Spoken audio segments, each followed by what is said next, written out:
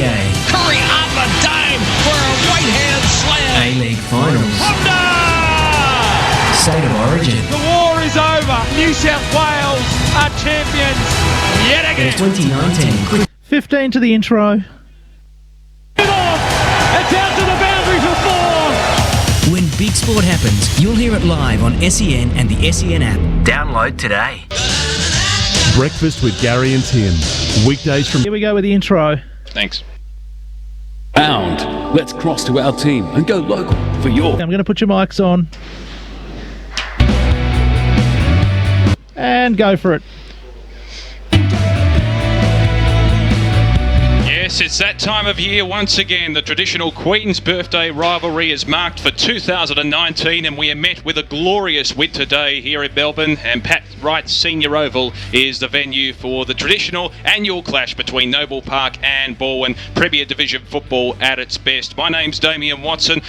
Welcome to the coverage, incidentally, on 1377 SEN Plus and streaming live around the globe on efl.org.au, as I'm sure we're not only met by a lot of Noble Park and Balwyn supporters, but also there'll be viewers and listeners right across the EFL spectrum interested to see the outcome of this game, and two teams with contrasting lead-ups form-wise coming into the match, as I welcome our two special comments men to the coverage. Firstly, a big welcome to you, Wayne Brasher. Good afternoon, Damien Watson, and what a mouth-watering clash we've got in store for us this afternoon. Every time we come to see this game, it's always the opposite. The away side normally wins. Will that trend happen today? We'll find out by about 4:30. Well, a man who's witnessed the home side in action last week in their crucial loss to Rowville in a very tight contest, very intriguing circumstances as well, Ray Baird. Ray, do you think that moniker will be lived up to once again, the away side winning? Look, I don't know. Good afternoon, Damo, anyway, and good afternoon to all our listeners out there. Look, no, I don't think so. Look, as you said, I saw Noble Park last week, and although they got defeated with a goal after the siren against them, but they took it right up to one of the top sides there in Rowville, and all credit goes to them. I think it's going to be two completely different styles of football played today. Balwyn are a bigger, an older side. They probably hold the ball up a lot more, whereas from what I saw last week from Noble Park, they'll run the ball wide and use their youth out there. No doubt about that. Charlie Haley's been in fantastic form for the Balwyn Football Club. He'll be a man certainly to watch as far as the Noble Park defenders are concerned. He's booted 18 goals for the season. You've got the usual suspects, Jeff Goebbels with 16 to his name. James Freeman, who was very good early on in the season, has 15 goals to his name as well. But look, as I mentioned, contrasting lead-ups to this game. Noble Park, well, they've lost their last 5 matches after prevailing in the first 3 rounds of the season. Balwyn, on the other hand, have won 5 out of their last 6, but they were crushed back to earth last week with a hefty loss at the hands of Vermont, who are probably the benchmark in this Premier Division. Gav Casey will join me a little later on in the broadcast, but what about the conditions today, gentlemen? You wouldn't think we'd be in the middle of June in Melbourne. 18 degrees the maximum temperature, and there's barely a cloud in the sky. Damo, you have a very short memory, mate. You go back 48 hours and you were freezing your backside off, mate. That's Melbourne weather for you, but it is a fantastic day for football. It is, and the Noble Park ground, like always, just that central wicket area, just it looks a little bit damp, but the rest of the ground here, ladies and gentlemen, it's in really, really good condition for a great day of Winters football.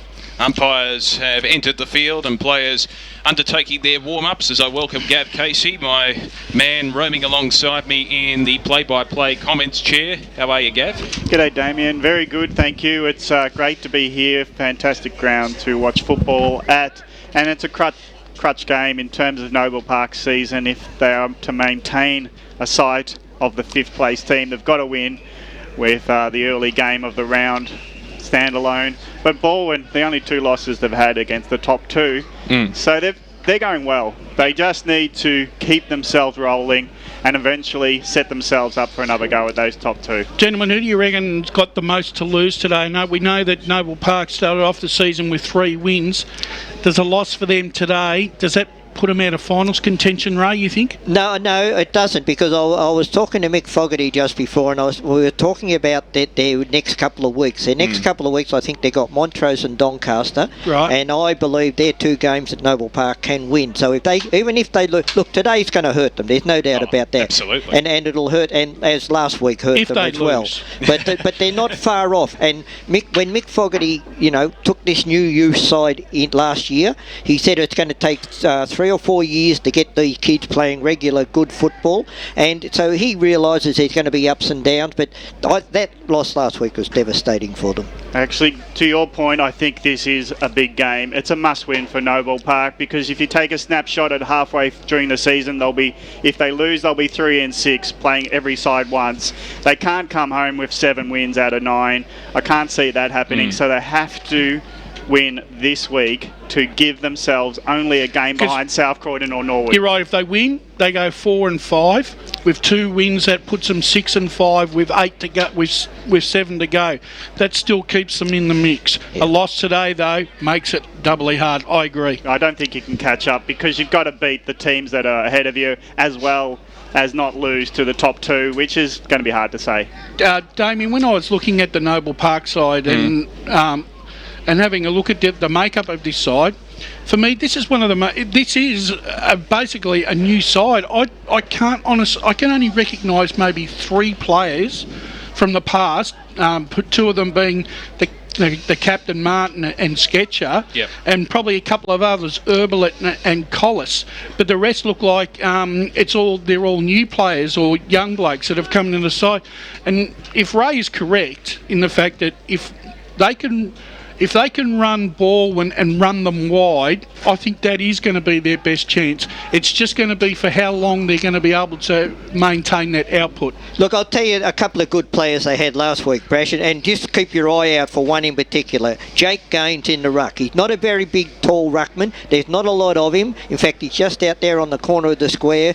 But his marking ability, particularly in packs last week, was absolutely outstanding. And he's a mobile ruckman. Just keep your eye on him. He's only a young fella. Also their fullback, Darren Wyatt, number 14. He is a really true type of defender that every coach would want in his side.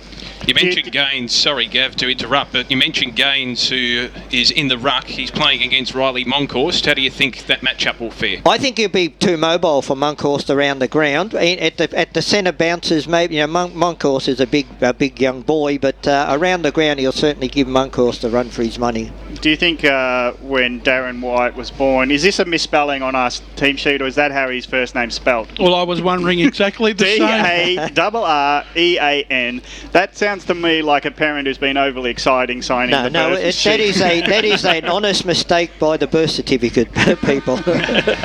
Well, you mentioned there's a great incentive for Noble Park, but even though Balwyn probably have less to lose, they're still within a logjam on that Premier Division table. They only trail Blackburn by 8% and lead Rowville by 4% on the ladder. So there's a lot to play for as far as Balwyn is concerned. Let's head boundary side for the first time today. Absolutely glistening conditions down there. 18 degrees the top temperature, as I said. Let's head down to Bev Warren Smith. Doesn't get much better than this, Damo, on a standalone game. Queen's birthday clash. Perfect conditions out here at the Bullring. A good crowd's in as well.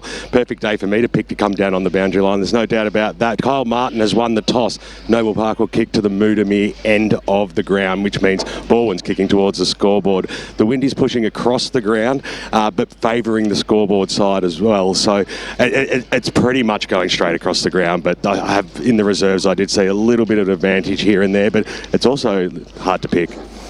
Yes, and we'll go through our tips as well with Noble Park and Balwyn clashing today as we get set for the opening bounce. Rash, what's your final tip? Look, I've got to go with Balwyn. I just think that their experience might get them through this afternoon, but I'm expecting Noble Park to give them one hell of a fright. Yeah, what's the margin just before we hit the rain? Look, I'm only going to go 3 goals. Okay, Ray? Well, having saw Noble last week, as I said, I'm probably going to be the one man out here on the media team today, but I think the youth and exhilarance of the young side can run Balwyn wide. I'm picking Noble Park, but only by 10 points. Yeah, that's probably a fair assumption. Gav, what about your prediction? Yeah, hopeful for a close game, but I'm a form analyst, and the statistics tell me that Balwyn have to be favourites. They haven't lost to anyone below them. And Noble Park have dropped off since their first 3 wins from 3 rounds, so you'd have to go with Balwyn. By how much? Oh, I think it's going to be a close one. There always is. A couple of goals in it, but it might go down to the wire. Let's hope so. Yes, what about the capacity for these sides to run out games? You would think Balwyn are more consistent in displaying 4-quarter performances based on the form lines this season, but it'll be interesting to see how Noble Park rev themselves up, given that it is a standalone game. Cross down. Always has that air of invincibility about it. Let's cross down to Ben Warren-Smith. It's not often this happens, but I'm agreeing with Ray Baird today. Close game, Noble Park to get up by 3 points. Oh, well, we're judging a tight one here, but Balwyn certainly the favourites coming into this game. And Gav, how do you see the surface and how do you see the crowd? A good atmosphere? Yeah, it is. The crowd was coming in late, but it's as a standalone game, you're always going to get neutral supporters to have a look. It's a great opportunity to get out and see top division football, and it's a still day, even though there might be a slight breeze. It's perfect conditions out there. Yeah. The surface looks very pristine, maybe with the exception of that centre bounce area where the players are lining up now as we are set to commence round 9 action. It's a traditional Queen's Birthday clash between Noble Park and Balwyn, a standalone game on the big stage. And we are underway at Pat Wright's Senior Oval. Gains to contest with Monkhurst. Won by the latter. It falls to ground level. Still the ball in dispute. The Bulls wearing their traditional strip today as far as the jumper is concerned. The hand pass comes out. Fumbled by Kyle Martin. It's forced towards centre half forward. Running onto the loose ball is G. Can't quite pick it up. It's O'Regan feeding it back to his teammate in Cross, who sends a high ball into the pocket. Zijai flew high, but only as far as Jeffrey Goebbels, and he provides a perfect start for the Balwyn Footy Club. First blood in less than 30 seconds. The Tigers 1 straight 6 lead Noble Park yet to score on the Eastland scoreboard. Well, that's the start that Balwyn were looking for, and the start that Noble Park certainly wouldn't like that there, but it's early days yet, boys. What about the marking contest for Zijai? He was the only one facing the ball. They sort of come at him from front, but it dropped down where Goebbels roved it. Anything wrong with that contest? No, I just thought that Balwyn just made sure they had plenty of numbers around that contest. Early goal to the visitors' ball when Monkhurst misses the tap, so it's still at ground level, but it's socketed forward by Noble Park. Gains a little distance, but no control yet. Falling over the ball was Oakes, and players fall on top of him. Tackle on the wing here at Pat Wright Senior Oval, so it'll be another ball up. Balwyn lead by 6 points after kicking the goal in the first minute. Rucks go at it on the wing. They miss it again. They're just clashing bodies. Quick kick for Balwyn, gets inside 50, but it's a big contest. Ground level ball picked up by Haley. He has to get out of tackles. Gives it to O'Regan, who snaps it around the corner. Charges it into the forward line. Goebbels being the rover and not the leading option, but it gets to a tackled player in Mullinger McHugh. Yeah, and he'll have to hand it over. Ex-Heathmont boy playing now down at Balwyn. The hyphen. Yeah, it's a mouthful if you have to get it out quickly, so we might take a breath before we do it. But Noble Park, they sprint the ball out, but they have no one to kick it to, and taking relieving mark is Reverold. He goes short, finds a teammate in Goodleapson. He's short again, so Balwyn just sharing it around through Cross. Cross gets it inside 50, leading option. Haley takes it on the chest as he dives into the mark 35 metres out, and Cross, what good skills. He's a really dangerous player, Charlie Haley. In fact, he's been in the top 5 goal kickers in the EFL for the last 3 years, and he's averaging just over 3 a game, so this could be really tailor-made for him this afternoon. He's a confidence player too, Brash. If he gets the ball early and kicks a couple of early goals, he's very dangerous. Well, he's kicked 8 for the season so far. He's going for Balwyn second. He's pulled it to the left, and the goal umpire signals a point. 18. Quite Didn't obviously, read my notes too well early. Quite obviously already, boys, that Balwyn is certainly going down the corridor to that end of the ground. Yes, they're favouring that particular element as the designated kicker Wyatt brings it back into play. Outer side of the ground for the Bulls. A big spoil is utilised by Marsom, forces it out of play. 70 metres around from the Balwyn goal. They lead it by 7 points early going on the Eastland scoreboard. Alex Urban's got the big job this afternoon on Kyle Martin. Well, he's been in good form. Kyle Martin, of course, played 6 games for Collingwood. Loves the Queen's birthday weekend as well. Tap one by Gaines for the Bulls, but it's Balwyn forcing it inside there. 450. Kick off the ground into the pocket. Favoured the Noble Park defender in Wyatt. His hand pass is intercepted. Likewise, that is inflicted on Wilson, and it's forced out of play deep in the forward pocket for the Tigers. Hope you're enjoying the broadcast. Do you like the set up in the ute on the outer side of the ground? The number of spectators just crammed into the back of a ute. It looks like a 3-storey apartment there, doesn't it? There's a few of those being built in the suburban areas. It's picked up by Haley, snaps towards goal. It's hit the post, trying to add to his tally, only we're behind. So Balwyn 1-2-8, lead Noble Park yet to score. 4 minutes gone on the Eastland scoreboard. Last time I was down there, they had a couch on the back of a ute. Well, they can toot if they're listening, but they're probably too busy enjoying themselves. So it's another kick out from the Bulls. They just stroll outside the full-back position. Long kick to the outer side in front of the ute. Coming over the top, nearly marked by Lambert. Ground ball, though, will be wrapped up, ball up 60 metres around from Balwyn's goal. So they're taking control with the early territory, the Tigers. Actually, there's now been a switch being made. So trying to get onto his G, but Balwyn have been good in the clinches. Can't get a kick inside 50. G again picks it up. Quick hand pass on the boundary side. Flying kick by ZJ, and it's missed, kicked, and it's out of bounds on the full, so Balwyn will take it from the wing. And it's Weatherall receiving the hand pass for the Tigers. In fact, it's going to come back, and the free kick, the recipient will be Stevenson for the Balwyn Football Club. True centre wing position outer side. It hasn't been in Noble Park's forward half of the ground as the kick goes inside 50 for the Tigers. A plethora of defenders fly high for the Bulls, and it's marked by Gaines. Filling in the hole for Noble Park as they work it to the opposite defensive pocket, and the mark's taken by Glenn. Grandstand side, chips the pass, finds his teammate in Zijai, that's of the Yilba variety. Tries to slow things down methodically for the Bulls to curtail Balwyn's fast start. It's probably what they need to do to slow down the tempo. Kick again across the defensive goal face. And Zijai will receive it once again with the hand pass. Kicks it towards right half back. Finds a loose player on the run. It's a good kick, well-weighted ball to his brother in Ali Zijai, who's stopped in his tracks by his opponent in Stevenson, who started off the passage of play. Chip pass to centre wing, finds the target in Collis, who's been reasonable so far for Noble Park. Chip pass again, working it methodically forward here, the Noble Park Footy Club, but the mark's taken by Yilba Zijai, who's run forward of the play and sends a probing ball inside 50. First for the game for Noble Park. Flying high at the back was Scott, couldn't quite claim the mark. Umpire calls play on and will force a stoppage. 45 around for the Bulls' goal. Just the way Noble Park worked that ball around the area, I think that wind's stronger than what we realised in this box here. Ground ball, first attack for Noble Park inside 50. The pack goes over Zijai, and he's been overwhelmed by players getting towards the boundary line, and the umpire will have to get involved again. Another ball up 45 metres out from the Bulls' goal. They'll like a reply from the early one that Balwyn got in the first minute. Punch down, shark by the Tigers. The quick kick out means they're rushing their way out of defence. Gilchrist, and a short pass down the wing. No mark taken, it's off hands, and it's out of bounds. It was almost a team mark as it went off one forward player to another, but it's not cricket. And we'll get a ball in. Still forward of the wing for Noble Park. They haven't had much of a chance to have a look at goals. Just taken out of the ruck by Gaines. Gives it to a teammate. The forward pass. Gilchrist in good position, but the late spoil comes in. So Noble Park trying to harass, but it gets the cross in the middle and a quick hand pass, and they're running through the middle are the Tigers.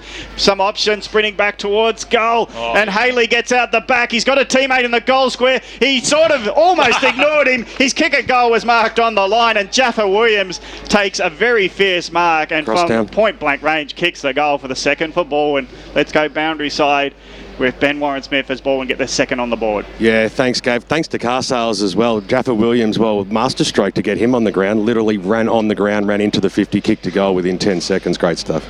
Right, the two big matchups, I'll go Wilson, Tommy Wilson, 21 on Kyle Martin, and Alex Urban is now on to Jackson Sketcher.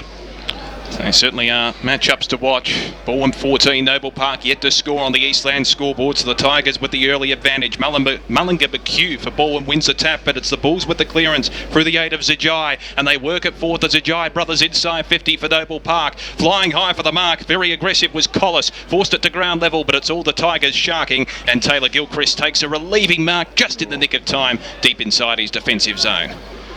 Hope you're enjoying the broadcast. 1377 SEN Plus or streaming live on EFL.org.au. Taylor Gilchrist in the full-back position, chips it short. Balwyn just controlling the play at the moment. The hand pass lands in the arms of Chris Pendlebury. Looks towards centre wing, finds the intended target there in Mullinger McHugh. In the right half-back position, the Tigers trying to work it methodically short, favouring that corridor area. Not a lot of options for Mullinger McHugh, so he's forced a hand pass. Takes the short, panicked option, but they're not panicked really, the Balwyn Football Club. They're very good with their disposal as Goebbels takes the mark broadcast wing. Jeff Goebbels has kicked one major on the board already in the first 30 seconds, in case you missed it. Sends it long towards right half forward, a high ball. The Bulls have the numbers, and one of the flyers was Darren Wyatt, and he takes the mark at the left half back. Oh, dangerous kick across ground. It's turnover now, but Noble Park just get on the ball in time. They're still under a heap of pressure. The hand pass to no one in particular. Now a big pack of players come, and Noble Park might be happy with a ball up after that kick across goal. Didn't hit the mark. So that was dangerous, and thankfully Balwyn just couldn't get it in hand. As Noble Park just bumbled it into a pack. Rising over the top was Mullinger McHugh. Now he does the own roving, but he takes on the tacklers. No holding the ball because he had no prior, and the umpire will come in and ball it up again 40 metres out from Balwyn's goal. The Eastland scoreboard 2-2-14. Balwyn, they're the only scorers so far in this game as we've ticked past 10 minutes. So it's a hassled ball. Martin Good in tight, but he hands it out to the opposition. Quickly got forward by McDonald. Punch in the goal square. Good defence by Noble Park. Ground level ball. McDonald's under a heap of pressure, and he's beaten by Jaffa Williams, but the tackle from McDonald puts him under a heap of pressure. The hand pass is a bit wild. Now a turnover ball. It's not much of a turnover ball because all ball went in the middle of the ground, and we're all there to mop up, and he's clipped it too tight to the boundary, and it's out on the full as Stevenson took a grab outside the fence. And Noble Park from half back takes some relief, but again they kick to where the wall was set up, and Galeetson takes a nice mark on the wing. Gutsy mark there by Galeetson. He backed into the pack. He's got a couple of shorts as well, laterals, but he might have to kick it as long as he can to a hot spot. Leading option comes towards him, and it's a beautiful pass in the end. So it's now Balwyn got it through Sharman. He's got another short on, and Goebbels, the man from full forward, just leads up into it and takes the mark 40 out, and they're just finding some space in the forward line, Balwyn. Well, there certainly are plenty of options for Balwyn once it gets down there into that forward 50. Noble Park, that back six there, you just got to tighten up a little bit, and they've got to be very wary. Once they bring the ball outside of that 50, they can't bang it long and expect their forwards to mark it, because that's just not happening. It's the champ. Goebbels has got it. He'll be looking to get an early start on the scoreboard to get his confidence up. For the third for Balwyn, he's put it to the left post and just curled it in, and it's another goal to the Tigers. They're doing all the scoring. 3-2-20, leading by that margin on the Eastland scoreboard. 11 and a half minutes gone first term. Just looking at those trees behind the goals down at that end of the ground, I think that wind out there is a lot stronger than what we realise up here. Did you say 3 to 4 goals? I would say 3 goals, yes. Well, it's going to impact on the play quite significantly, you would think. And that's Jeff Goebbels' second for the afternoon. That brings his total to 18 so far this year, equaling Charlie Haley at the top of the perch for the Balwyn Football Club in season 2019. So we're back at the middle, 12 minutes gone on the Eastland scoreboard. Balwyn 20, Noble Park yet to score. So we're set in motion once again. Mullinger McHugh taking the ruck duties in place of Monkhurst, but it's Noble Park with the clearance through Zijai, sends it inside the 50. Flying high for the mark was Scott, couldn't quite take it. The Balwyn defence come back in numbers. Zijai was in the thick of it once again, and taking the ball over the line as Oakes for the Bulls in the left half forward position for Noble Park. Well, the Bulls are breaking 50-50 in the midfield, but they just can't deliver the ball properly into their forward line. They're not finding any space at this moment. Noble Park yet to register a score in this game. Monkhurst wins the tap for the Tigers, and it's cleared away by Gilchrist towards centre half back. Jaffa Williams tried to take the mark. He was spoiled. Diving in for the ball is Marson for the Bulls. He's besieged upon by a couple of Tigers. The umpire says, give it to me. We'll have a bounce, a stoppage in the middle of the ground. Brilliant atmosphere, crowd trickling in here at Pat Wright Senior Oval, the southernmost ground of the Eastern Football League, I think it's fair to say, Gav. Yeah, it took me a while to get here. As it's now Balwyn and Noble Park going at it at centre forward. It is for the Bulls. And I actually was thinking that I was driving up, and the tolls are killing me here. I don't take the tolls. Well, I had to. So I'm coming from the far northeast. But it's Sketcher running out of the pack, hands it off to his teammate. Short pass by Marson, didn't hit the target, and Kohler, so ground level ball. Balwyn there to mop up, trying to get out of a tackle. Has got leaps and he's harassed into just spilling it off back to Noble Park. Marson didn't have much time to give it to a teammate, and over the shoulder with the bump going in over the Balwyn player, and they'll take some relief off halfback. Curled ball into McDonald in the middle of Pat Wright Senior Oval, and Balwyn have got ball in hand. Short pass, Sharman.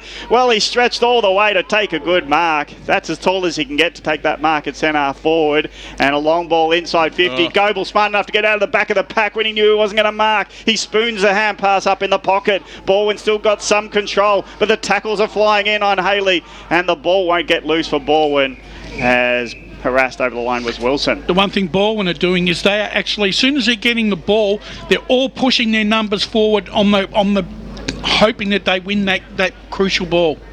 So it's a boundary throw in 40 out. Monkhorst, much the taller, comes late over the top. Punch down to Wilson. Will he rove onto it? His feet got in the way as he tried to pick it up, and it just dribbled off his boot for another behind. Balwyn, all the scoring on the Eastland scoreboard, 3-3-21, leading by 21. 15 minutes gone, first term. So the Bulls will be very, very eager to get a score on the board.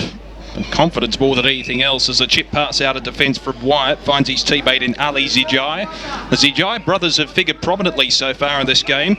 Chip pass to left half back, marked by Anagnostu. Again, looking laterally across their defensive goal face here, the Noble Park Footy Club. Some marks taken by Wyatt once again, last line of defence.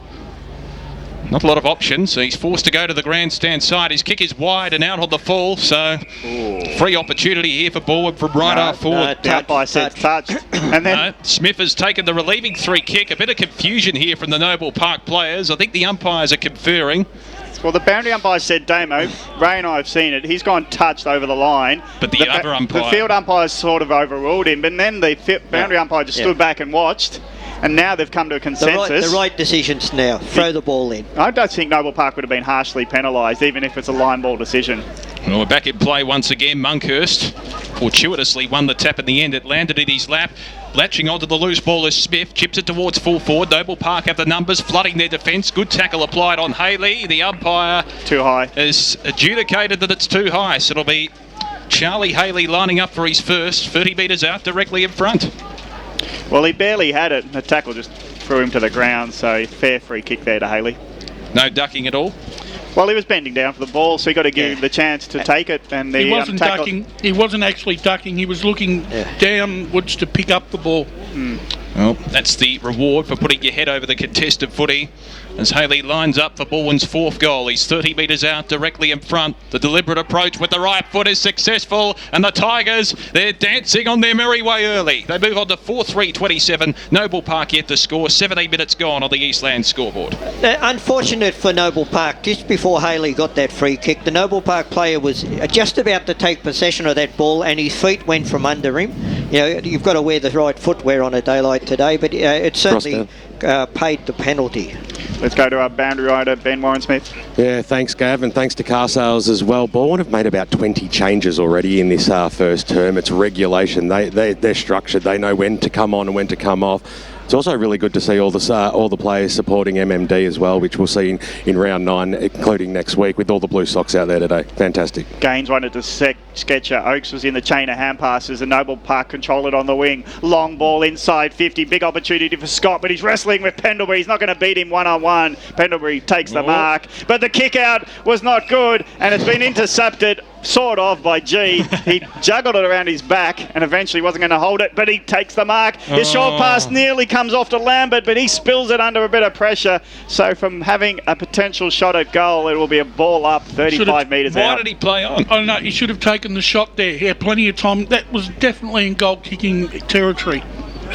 Well, he didn't give me a chance to describe his effort. Rushing too much there where Noble Park missed a shot at goal or having a chance for it. They've got the ball at centre forward, but Balwyn wrapped them up. And we'll go boundary side again to Ben Warren Smith for Carsales. That's twice inside forward 50 for Noble Park. Now they've gone the short option and missed the target. I actually believe that was the correct option there, but you just got to hit those. It was just over the head of Lambert. Now Balwyn get it out of the contest, kick it long to centre forward. Mulligan McGee, good ability, gets the hand pass off to the running Smart. Smart tries to get a spearing ball into Goebbels, but allows Luau just to work his way onto it, but he just gives it up. Haley picks it up in the pocket, and what a snap for a goal! He doesn't have much to look at, but he's just got the nous to hook it around for another goal. He's second, 5 on the board for Balwyn. Eastland scoreboard, Balwyn all the scoring, 5-3-33. He's a dangerous customer, that Charlie Haley. 2 goals, 2 already to his name in this game. He's starting to hit some top form again. When he's in form, Charlie Haley, he's a dangerous player. Well, just as Jeff Goebbels reached Haley's total for the season, Charlie Haley has responded with 2 of his own. So he moves on to 20 for the season. Let's head boundary side for Carsales. Ben Warren Smith. Crowd up and about for that one. A very early clubhouse leader for Tobin Brothers' goal today. Indeed, as we're back in the middle once again. Balwyn 33, Noble Park 0. Monkhurst wins the tap. It's forced to ground, trying to break through his G to bring some life and revitalise the Bulls' side. It's on Balwyn's attacking half of the centre circle, and we'll have a stoppage. So a good crowd in, perfect conditions. Top temperature of around 18 degrees today in Melbourne, which is unusual in the middle of June. Monkhurst winning the tap for the Tigers.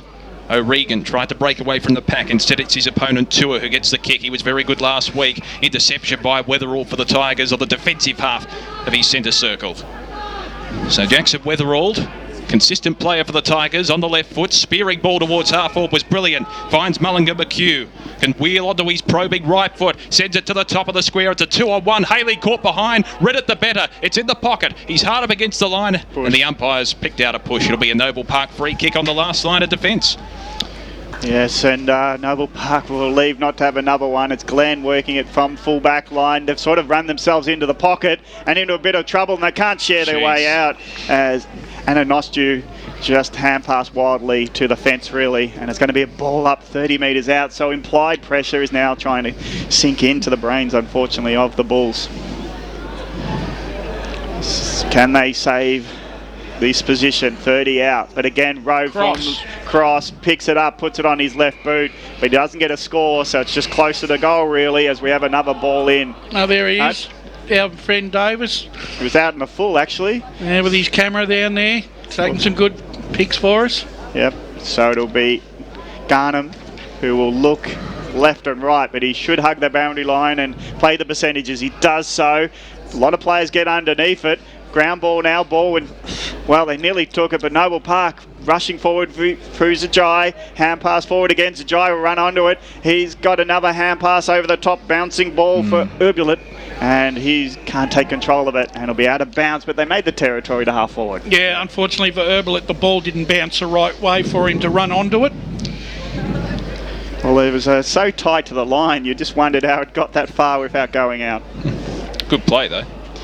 So it'll be a boundary throw in, 55 out from Noble Park's goal. Monkhurst wins the tap. You would suspect the ball would fall over the line in the arms of Anagnostu, and that's the case. 60 out for the Noble Park goal. They need a goal before quarter time here, Noble Park, just to settle themselves down here. Yeah. It was a better transition out of defence on that occasion. 22 minutes gone in the first term. Tap won by Gaines for Noble Park. The ball in dispute once again at ground level. We'll have a scrimmage and a stoppage. 70 out for the Bulls goal. We might ask them to bring the play more closer to us. If it's going to stay over there the whole day, it's going to be tough. Players always love that outer side, don't they, Gav? Monkhurst wins the tap and roves his own footy with a kick towards the centre of the ground. Mark dropped on that occasion by Anagnostu for the Bulls. He's got support, however. Hand pass comes back to Anagnostu. It was fed back to Nelson, and the chip pass is on the true centre wing position, and the mark has been taken by McDonald. So on the outer side of the ground, the Bulls will work it forward towards right half forward. The target there is Marson, flew high for the mark, couldn't quite take it. The umpire's called out on the full. It'll be a Balwyn free kick from left half back. I think they're winning enough ball, Noble Park, but they're just not doing enough with it. So Taylor Gilchrist relieving the tension for the Tigers, who lead 33-0 on the Eastland scoreboard. Flying high for the mark was Wyatt, couldn't quite bring it down. Still the Bulls have the numbers. Wyatt breaks through, but his hand pass was intercepted, and the Tigers are away on the counter attack at left half forward. A chain of hand passes ends up with Smart.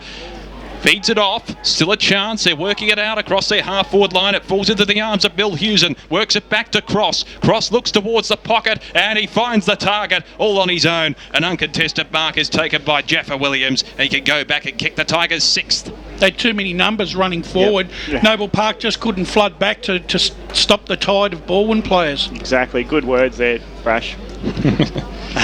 So Yaron Jaffa Williams, he's got an exciting name and he's an exciting player. He's 20 metres out, deep in the forward pocket.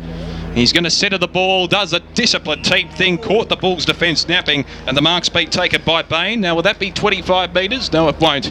The umpire calls for Lockie Bain to go back over his mark and shoot from 30 metres out directly in front. He's been around quite a while now, Lockie Bain. I think he's had quite a few injuries. And Balwyn would be happy to have him back in the side, especially with his experience. Probably a little bit of inexperience there, boys. You know, Noble Park, but not manning up. Just because a guy looks like he's going to kick for goal doesn't mean he will. So Bain kicking from directly in front, 30 metres out, should be a soda, and the kick is true. The signs are ominous for the Bulls, and it's in a dark manner as well. Balwyn 6-3-39, Noble Park yet to score. It's the Queen's Birthday Clash, Premier Division, 24 gone first term on the Eastland scoreboard. Wayne Brasher, just going back to what you said before, I totally agree with you. Noble Park aren't doing much wrong until they hit that forward 50. Then once they bomb it into that forward 50, the ball's turned over. The only thing they're probably doing wrong is a little bit slow to react once the ball is turned over. As you all said, you know, they're running in numbers, Balwyn, once they get that turnover. Time for comments for car sales from Ben Wine-Smith. Yeah, just on that, they're in the contest, but the pressure from Balwyn is causing Noble Park to make mistakes. They are ferocious, the Tigers, at the moment. Very impressive. There's an example again of the tackles coming in on Oakes. Just as he thinks he might break free out of the centre, he's got wrapped up and pushed backwards. So they gain territory even without the ball. Do ball and ground level ball. Wilson gets onto it, hands it back to Mullinger Mahue. He took the ruck contest now. Quick kick inside 50. 3 on 3.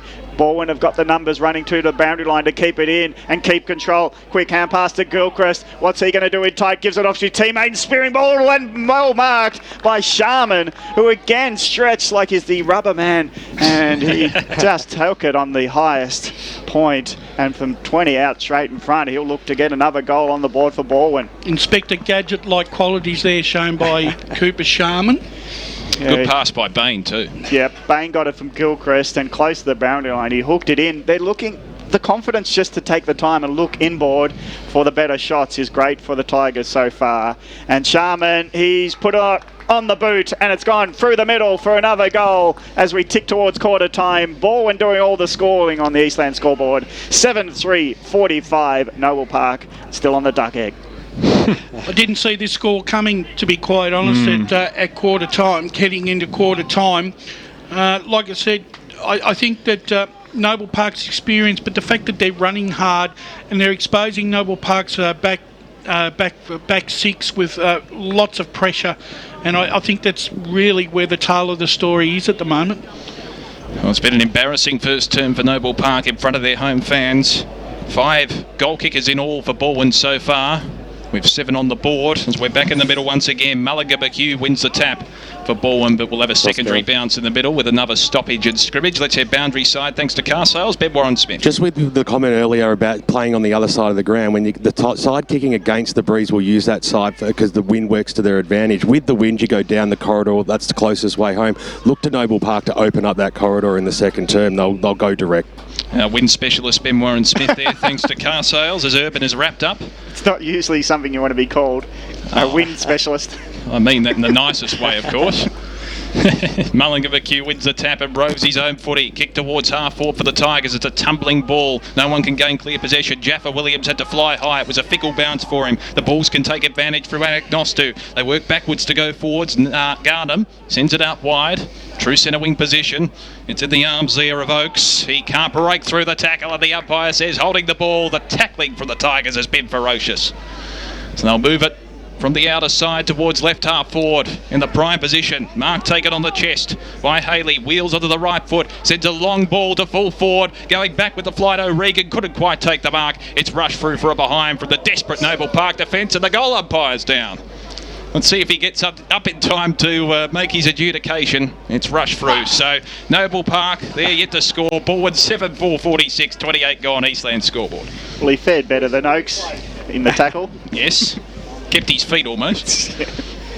Good on him. So Noble Park have done a lot of defending. They'll be looking for the siren for quarter time. The long kick out, hoping for the best. Oh, big mark.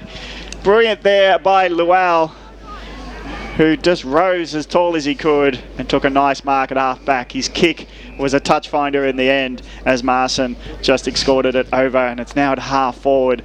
He's got a nice athletic build, that Luel, hasn't he? Yeah. I don't mind that kick either. If he'd have kicked it high and long, they would have been outmarked. So there was nothing wrong with it, and it got meterage as well. You've got to try to get your teammates into it, even if it's tight. But not much territory space within the forward line for Noble Park, on close to the boundary line, and it'll be another boundary throw in on the outer side of Pat Wright Senior Oval. It'd be great if they could get a score before quarter time. They've ticked past 29 minutes without troubling a shot at goal. Gaines taps it out the back, hoping and opening up the game, but again it's Balwyn close around the contest, working nicely, but it's too tight this time to break free, and it'll be another ball up outer side. Rucks go at it again. Mullinger McHugh gets in front position, knocks it down to his feet, so that'll just hold it up again. We'll get another ball up. Boys, you look at that scoreline, and let's not be fooled. Noble Park are not out of this game. You don't have to make up the 7 goals in one quarter. If they can go down the corridor next quarter and pick up 4 goals or so, more than what Balwyn do, they're back. Oh, the free kick and the ruckman's just handed back to Balwyn. The siren just beats another shot at goal. Haley would have marked it from 40, but Gaines was led off by the siren because he took a free kick and hand passed to Balwyn. He must have got the wrong call. He literally handed it over to Balwyn, but no more score. But it's an ugly scoreboard at quarter time for Noble Park. They haven't registered the score. Balwyn is 7-4-46. Indeed, Noble Park yet to score. The royal decree has it on this Queen's birthday clash. It's Balwyn on top early. Major goal scorers so far. Jeff Goebbels has booted 2. Charlie Haley with 2 to follow, and singles to Jaffa Williams, Bean and Sharman. We'll take a break. It's the Queen's birthday clash. Hope you're enjoying the coverage. Stay tuned. Hopefully, for the sake of the game, Noble Park can get back into the contest and make it a tight one. It's Balwyn 46, Noble Park 0. You're listening to 1377 SEN+. This is EFL Game Day. Australia versus India live tomorrow night on 11:16 SEN. And you're clear. Damien, your mic is sounding like it's at your voice box or something. It's just not sounding right. Is it too loud or too No, quiet? no, it sounds like you're actually off mic. So you Well, I'm on. Is Your it kid, Liam now? so none of that was heard. Yeah, So none of that was heard for the first quarter. No. Oh, okay. You were there. It just sounds shit house. Yeah. Right. Claw, weeknights from 6 on 11:16 SEN. Is Ray still there? Hello, I'm Oscar for the Family Peace Foundation. I'm in Year 7 at school. I worked out between prep and Year 12 it's about 4,750 days. That's about 670 weekends. That's not very much time for parents to be parents and children to be children. Our family wastes so many precious weekends together. Soon it will be too late. Family peace. Do it for your kids. The senior coach has taken the team to Eastland for a post-game feed. If only they had this kind of teamwork on the field. They've just ordered starters to share, plus frothies for the whole table. And now Steve-O's chucked a prawn to Macca. He's circled back. Yes! Straight into his pie hole. Yo, beauty! Good form, boys. For all of life and footy's little moments, there's Eastland, proud sponsors of the EFL. Eastland, live real. They've represented their teams as players. And this December, Ernie Els and Tiger Woods return to the Royal Melbourne Golf Club as President's Cup team captains. Is that you, is it? That's me using Damien's new headset. The new headset, because it sounds just as bad as the old headset. They're all about the same age. We'll try it with him. Not joking. Yeah, okay. Tickets on sale at presidentscup.com. Just what's on in Melbourne. Everything when you visit South Bank by the iconic Yarra River. If you want to create that really unique dining experience for family, friends or work colleagues, the Breslin is just the place, especially when you book the whole animal feast. If it's the freshest oysters, shellfish and fish you're after, the Waterfront Seafood Bar Grill will not disappoint. And to send your taste buds on a 1 minute 45. Pizzeria bar tappers at least once in your lifetime. For more of what's on in Melbourne, go to teatro.com.au. You've all been to funerals of family members or friends, right? Do you start Nigel, this one sound any better? Want at your funeral? Yeah, that sounds better. Talk just a little bit more for me. Hang on. Planning. Have an open It should and be honest better. conversation. This one with hasn't your had loved ones. the garbage that the other stuff's had to put up with. Yeah, that's much better. Yeah. Okay, done. Thanks, mate. Change and your life will... 1 minute 10 to go.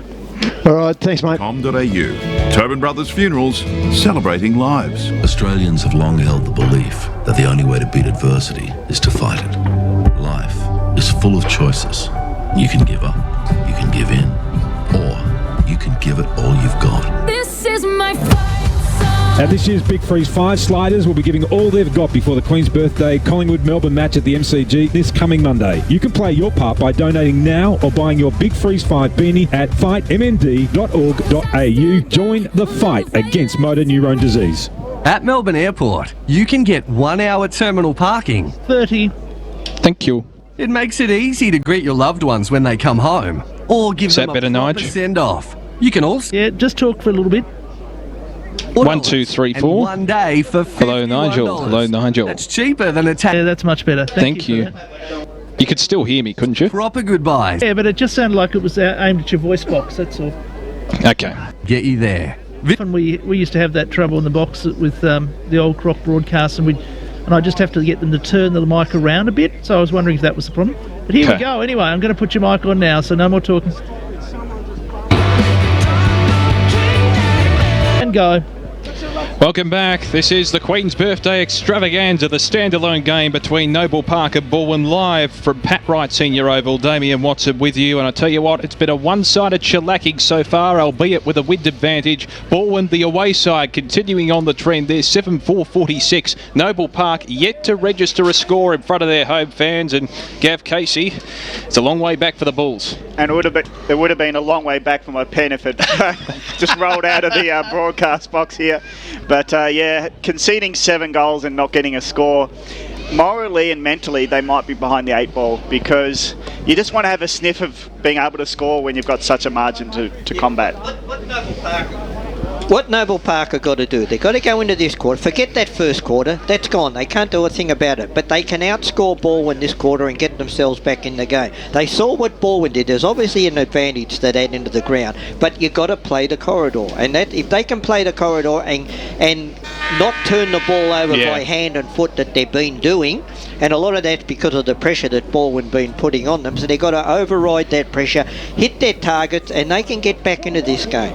I think, Damien, in the way the game's panning out so far, I think if Ray is saying that that Noble Park can get back into the contest, then for mine, in figures, it's got to be a Noble Park 5 goal to at least 2 or 3 quarter Balwyn, because that'll just keep them within arm's length at half time. So you would think that 5 goals would be the maximum range in margin for Noble Park at half time? They need to be at least 5 goals at half time.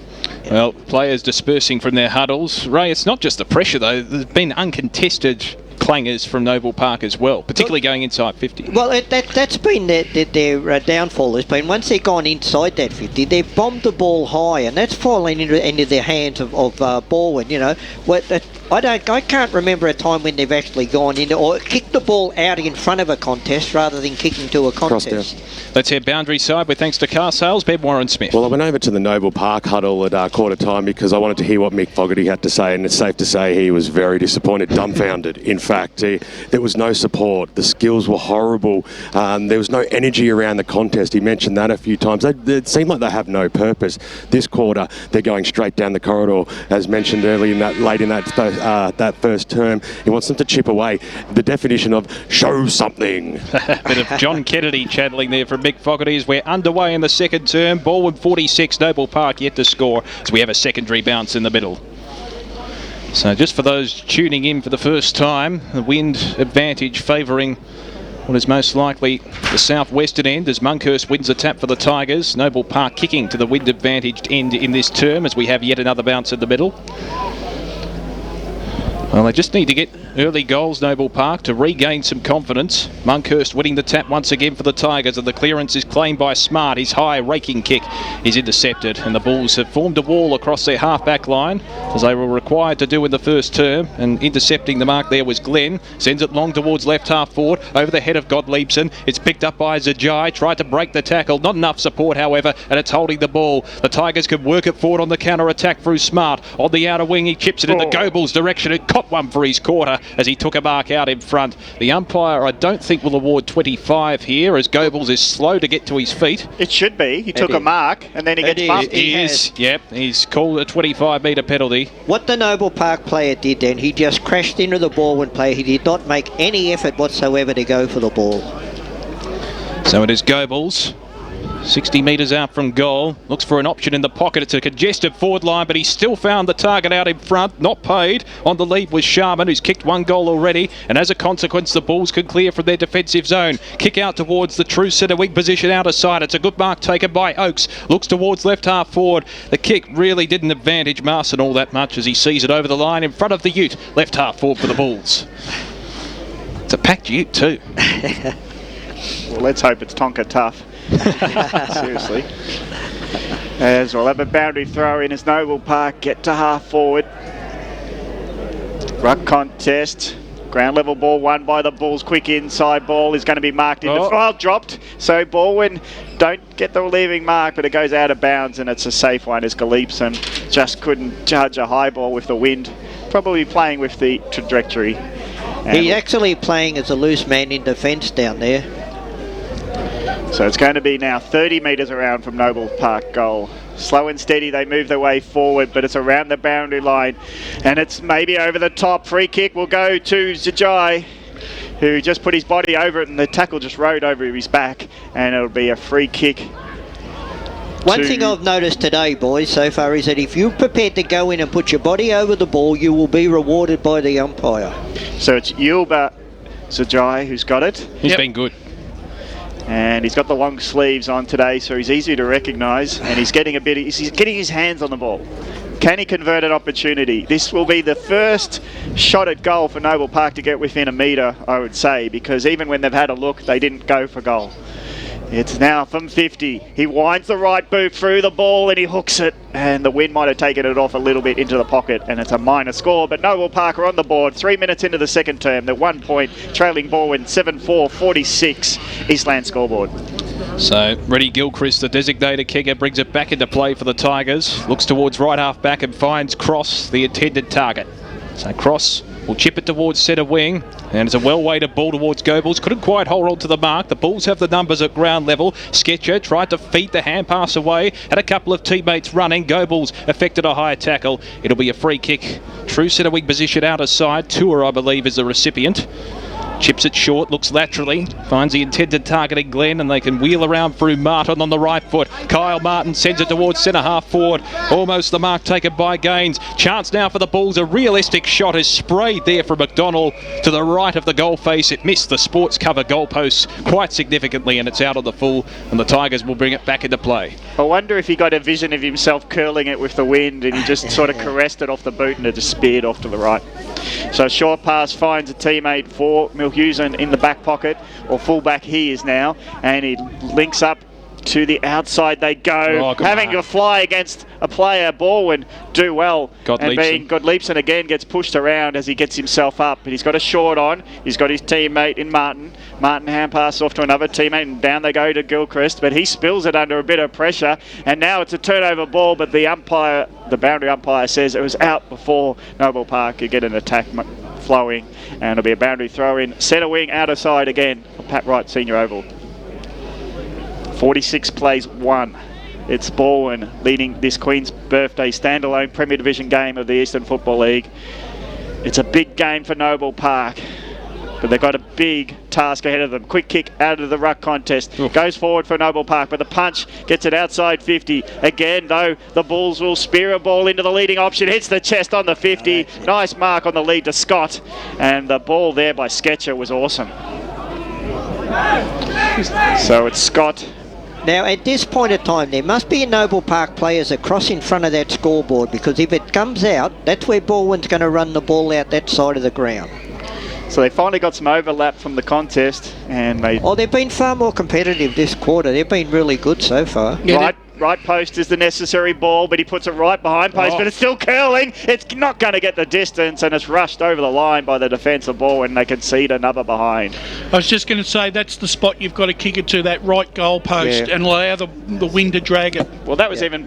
You mean the point post? Yeah, no, the goal post. Well, that came from as far out as the pocket. That's right, yeah. Worked the whim well. Cross down. Let's hear boundary side, thanks to car sales. Speaking of the goalpost, a new EFL sponsor for the goalpost pad sport cover as well, guys. Check them out. Okay. Indeed. As the delivery again inside 50 for the Bulls. Flying high was Kyle Martin. Couldn't quite take the mark. It's brought to ground level. And pass comes out in the Mill Hughes direction. Can he keep it in play? He's well tackled there by Ali Zijai. And the umpire is probably going to make an adjudication here. Zijai was smashed into the fence. And a bit of a how do you do was on. It was unnecessary. And the umpire looking for the yellow card here. This is not very good. Well, the Ute is loving it as well. You just cannot do that. You just cannot do that.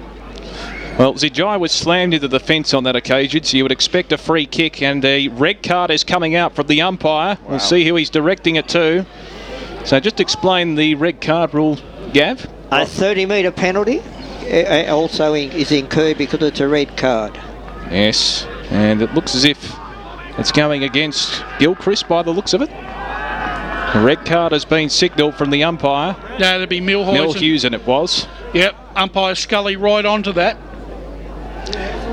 Well, you can never tolerate unnecessary aggression. Roughness. It really isn't a part of the game we need to see.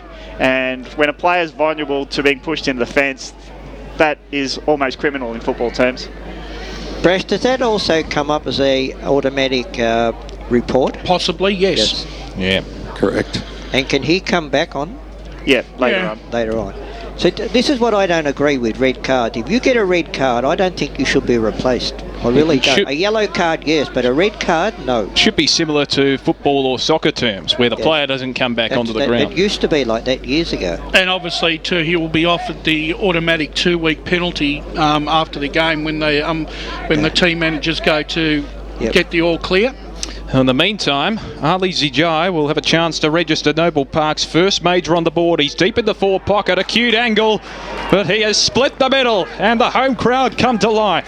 Zijai puts through the Bulls first. They're 1-2-8, trailing Balwyn 7-4-46. 8 minutes gone, second term on the Eastland scoreboard. Look, they say that certain incidents can, spark a side. Now, if that incident there, I think that's going to spark Noble Park.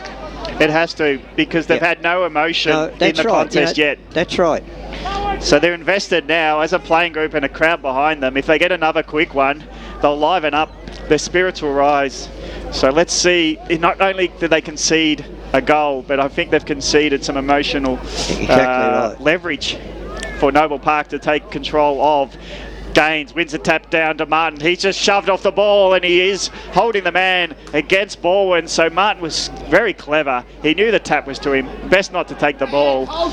And he takes a free kick from the centre. He's just going to put a long ball. He torps it. He barrels it. It's a bit of a wobbler. And it's been marked by the Gilchrist, who took a bump after he marked it. Great courage, because he was the man underneath it. A wobbly ball, and he took the bump from Oakes, who stands the mark. Now they go out wide. What a kicker is Gilchrist, and he finds his teammate, of course, in Cross. So out in the wing, Cross will just settle down Balwyn's. Well, they've just had a bit of a stutter, but when you're 7-1, you're in full control of the game. Long ball to half forward. Haley comes in late, nearly judges it, but it sort of just hit him in the shoulder as he drifted out, and it went out in the full actually, so it'll be a free kick to Noble Park in defence. Bulls will work it from their left half-back position. They're under trouble once again, under significant pressure. The kick towards Asetawig was flawed and intercepted there by Taylor Gilchrist.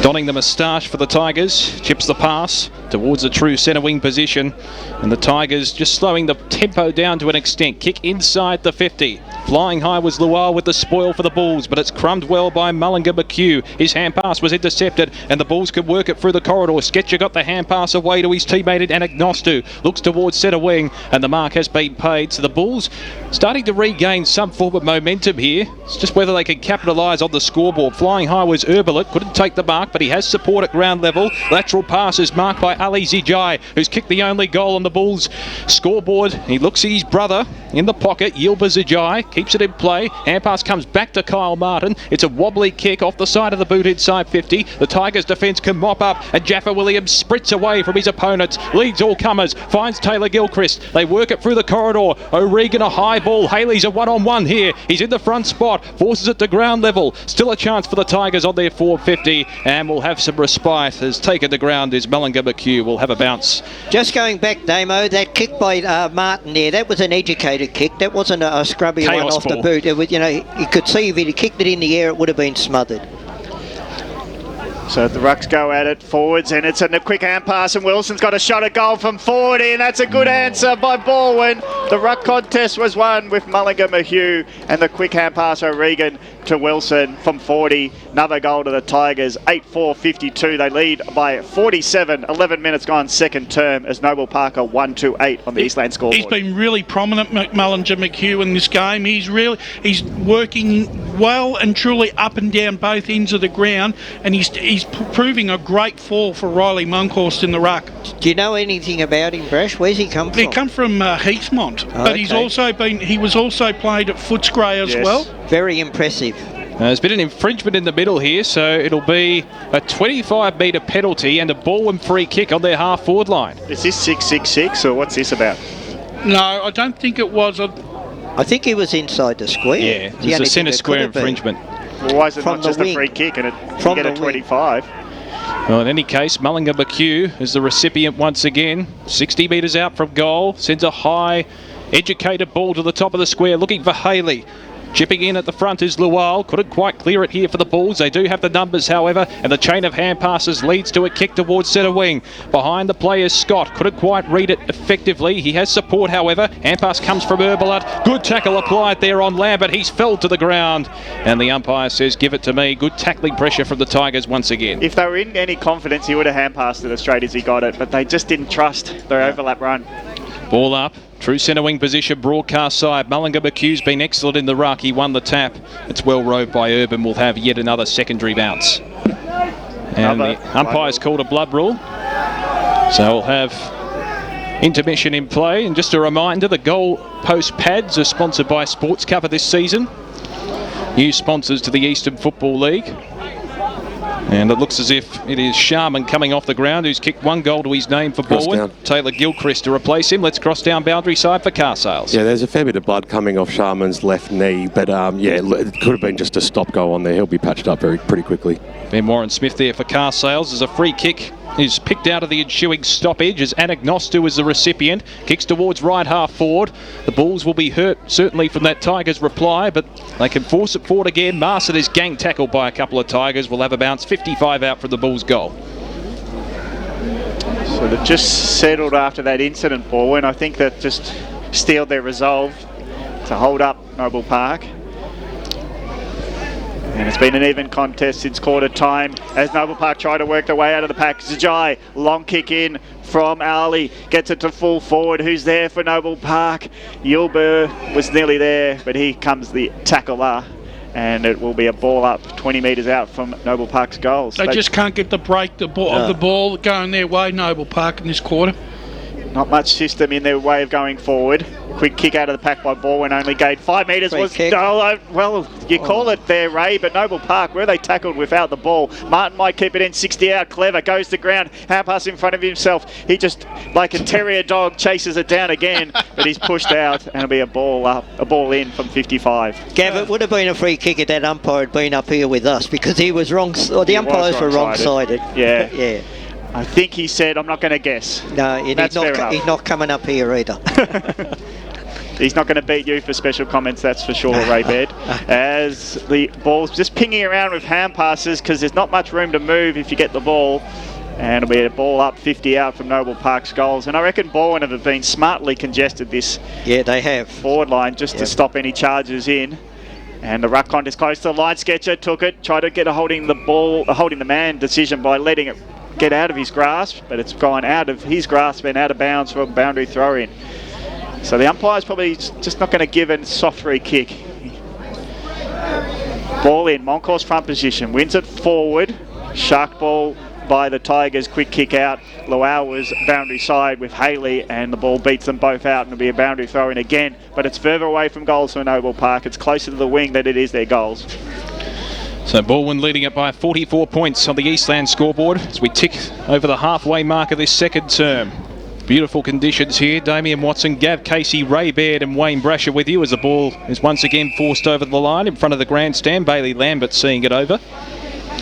How do the Bulls get back into this game? Because they have the wind advantage. They need a couple more at least. Well, I think they just got to be a little bit harder in and under than what they are actually. Throw in. Set in motion once again. Tap one by Gaines, the designated Noble Park ruckman, as a stoppage ensues from the contest once again. Rennie Gilchrist claimed to ground. Yeah, you look at both forward lines, it's complete opposite. They need to open their forward line up a bit, Noble Park. It's on the 450 for the Bulls. Good gang tackle applied. G was amongst it and holding the ball. So they're rewarded for their tackling pressure, the Bulls. Can they capitalise on the scoreboard? If you don't give that ball up, Yeah, 25. That was 25. Silly play, Alex Urban. Undisciplined. Just didn't give the ball up. Kyle Martin's got to go back and kick a goal. He must kick a goal from this. He's got the 30-metre penalty. He's played at a higher level. He's one of the leaders in this football team. He must go back and kick the goal. Cross down. You think if they have any chance, the Bulls, he needs to convert. Let's cross down for car sales. Did I miss something? Is the 25-metre penalty gone to 30 now? Okay. So in any case, Kyle Martin will be shooting for about 25 metres out. Slightly better than a 45-degree angle. Can he re-galvanise the Noble Park side? No, he can't. It's gone off the side of the boot, and that's been synonymous and the tail of the tape of Noble Park's day. They trail 139 to Balwyn 8-4-52. 17 gone second term on the Eastland scoreboard. Damo, the wind's not going to help you from 20. Just bang it through the middle. I think he was trying to put on the right post and curl it in, but he just sprayed it. As Balwyn just walk their way out of defence through Pendlebury, and he kicks long. He gets a 60-metre kick to the wing. Pack rises, ground level ball picked up by G, hooks around on his left, but Rennie Gilchrist in the way. Oh no, the opposition number takes the mark, and Scott, he's quick to play on. He's got the leaper from behind and takes the grab. Did he? No ball by McDonald. Flying kick from the quick release, and it was a minor score for Noble Park. They are 1-4-10, trailing by 7 goals. This ball went at 8-4-52. He saw McDonald come in late, but he just couldn't take the mark. No, he was probably just that half a step too late. No one who kicked that. The kick was too short. Jackson Weatherall to bring it back into play for the Tigers. Ben Marson had a shot on goal. Thank you. So Weatherall just edges away from the goal square, the defensive goal square, and chips it short to the right back pocket. Mark taken by Urban, who was the offender only moments ago with a holding the ball decision. So 18 minutes gone, second term. Balwyn by 7 goals. It's a high rainmaking ball from Urban towards Monkhurst at centre wing. He forced it to ground level, and the umpires picked out a free kick. It's going the Tigers' way, and it looks as if O'Regan will be the recipient. Interesting hairstyle to O'Regan. Short back and sides, and he goes short to Rennie Gilchrist at right half back, just pleading to slow the play down. I think him and Taylor have gone to the same barber. Rennie Gilchrist looks towards true centre wing. The kick missed the intended target of McDonald, who sees it over the line. I actually think that Balwyn have successfully broken down Noble Park's structure. Noble Park like to run the ball wide, but in fact it's working against them in this game, because Balwyn are the ones that have taken control of the area that Noble Park want to. It was a nice mark at centre back as Balwyn won another clearance out of the ball in. And from defence, Noble Park will go long through Nelson. And, well, uncontested mark. He had a few juggles at it. No mark for the Bulls as Jai lets it hit the ground. And Yulba, he probably didn't shock of his life, he didn't get a contest. And he dropped it. So it's a ball up at half forward for the Bulls, and they haven't got the goals that they wanted to in this second quarter, but they've come back into the contest overall. Quick kick forward, dribbles to the forward 50, but no control there for the Noble Park team, and rushing it out of defence was Reverald off the ground, and he's loving the fact that it went out of bounds and they can reset again, can the Tigers in defence. So 20 minutes as we reach time on in this second term. 46-0 it was at quarter time, Balwyn's favour. Now they are 52-10 as they maintain a 7-goal advantage. Ball's now rushed out to Jaffa Williams, gets it off to a rushing teammate, but the kick's going to be chopped off in the back line by Nelson again. So he just goes long and high, and he's hoping for his teammate to get there in Glenn. Glenn makes a contest. The heavy bump comes in, and Balwyn are off and rushing forward with this turnover on the wing. Taylor Gilchrist, cute on the right boot, gets it to his teammate, and a nice shot at goal by Sharman. That's Smith. It was Smith with the long sleeve jumper from 40 out. He just puts it on the boot, and that is a costly turnover for the Bulls on the wing. And Smith converts the 9th goal on the board for Balwyn. They lead 9-4, 58, 8 goals ahead of Noble Park, 1-4-10. Let's get comment from Benmore and Smith for Cars Hales. Right in front of us down here on the wing position, what created that contest was the courage shown by Charlie Haley against the flight of the football. Fantastic stuff there. So Balwyn have kicked 2-1 in this second term against the Wind. They've extended their advantage. Back in the middle once again, Monkhurst convincingly winning the tap, and he roves his own footy and provides his own clearance with a kick to centre half forward. It's all the Bulls across their half back line, however. The chip pass finds Martin on centre wing, keen to move the play on. He was very eager. Ali Zijai got the hand pass away, missed the target, trying to roam through with Sketcher, went without the football. The Bulls apply the tackle there on Rennie Gilchrist, a couple of them, and will have a bounce in front of the Social Club. 55 out from the Noble Park goal. I don't believe that's the right option. That was a very over-ambitious handball. He telegraphed what he was going to do, and they had it covered. Monkhurst wins the tap again for the Tigers. He's been excellent in the ruck. Cross applies the tackle. It was high on that occasion, so the Bulls will have another chance to score once again. The recipient is Ali Zijai, who spears it inside 50, looking into the pocket. The Tigers have the numbers. Smith went without the ball. He kicked that last goal. Still a chance for Zijai. That was Yilba with the hand pass. Ill-directed once again, and it's forced over the line by Weverald in his defensive back pocket. Their options are not correct, are they? They're really under a lot of pressure down there at Noble Park. They cannot find any system whatsoever. I think they're confused, and even when they get two options, they're taking the wrong one. As now it's balled in.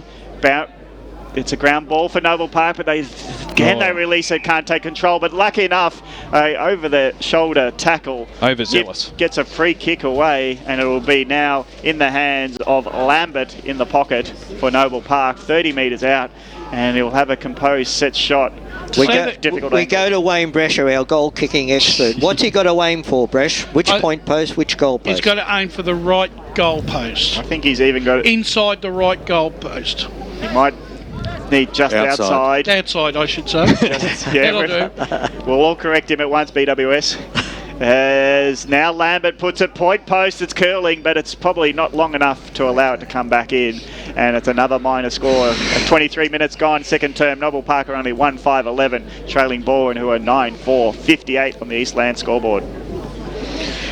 Wayne Brashy, do you see any moves that Mick Fogarty can do to change it up a little bit? Is there anybody out there that you'd be looking at moving?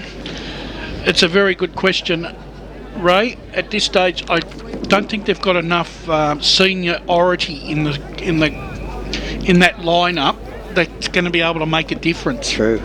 Well, you could tell him Mick Fogarty next door to our commentary box, of course, as Mullinger McHugh receives the free kick for a push in the back at right half back. Damo, it's about now they did love some feedback. Kick towards centre wing. The Bulls have the numbers in the contest. It's forced to ground, trying to break through is G for the Bulls. They do have the numbers. And streaming forward, it was good play. Very effective by Glenn, who chips the pass, but it's intercepted, and the Tigers could work it forward on the counter through Stevenson. They're still in a confined space, but the hand pass comes out to Smart, kicks it inside 50, into open space. The race is on across that half-forward line. Cross let out for the ball, streaming through Taylor Gilchrist, feeds the hand pass out. It ends up with Haley onto the left foot, spears it into the goal square. Oh, it's going to fall out the back. Now, the umpire may have paid the mark here. Kick off the ground, went through for a goal. Free kick at half forward. Yes, a free advantage. Kick. And goal. The advantage has been paid, so it'll be a Balwyn goal. Taylor Gilchrist was fell behind the play. The kick off the ground ensued, and Balwyn move on to 10-4-64, leading Noble Park 1-5-11, 25 gone, second term on the Eastland scoreboard. That was Sharman who kicked his second.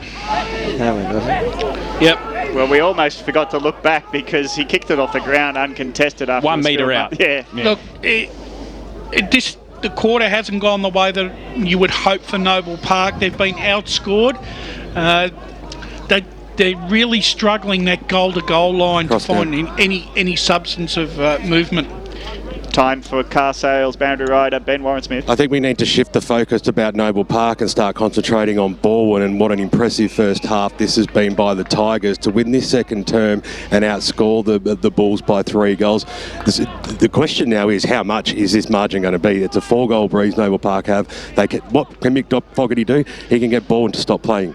Garnham wins it out of the middle. He's kicked towards Scott. He spills it under a bit of pressure. So Balwyn hold up temporarily, and the pack just comes in over the top. And it'll be a ball up 40 out. And the Tigers are up and about. They're patting each other on the top of the head and on the back and saying, you're doing a good job, as they spoil when they need to and they burst away from a mistake when it's on for advantage for themselves. Gilchrist applies a tackle, but it's picked up by Marson. He hand passes it to Runner. Sketcher gets it towards his teammate. Collis couldn't get there first, so Board again, first back. And it's Rennie Gilchrist just walks his way out of a tackle, but he hand pass was misdirected and it goes out of bounds. They seem to have so much time balling all across the park. But not only time, Breast, numbers back there too.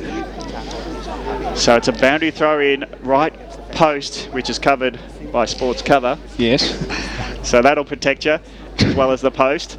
And it's now Noble Park hoping for the next kick at goal, but Balwyn are always first onto it and they clear. The kick goes towards their teammate and Smart takes the centre back. And look at all the runners for the Tigers. They're just with urgency looking at all options. They can just go sideways and hold it up, realising that time to just shut it down a little bit, as Reverald has got it at half back.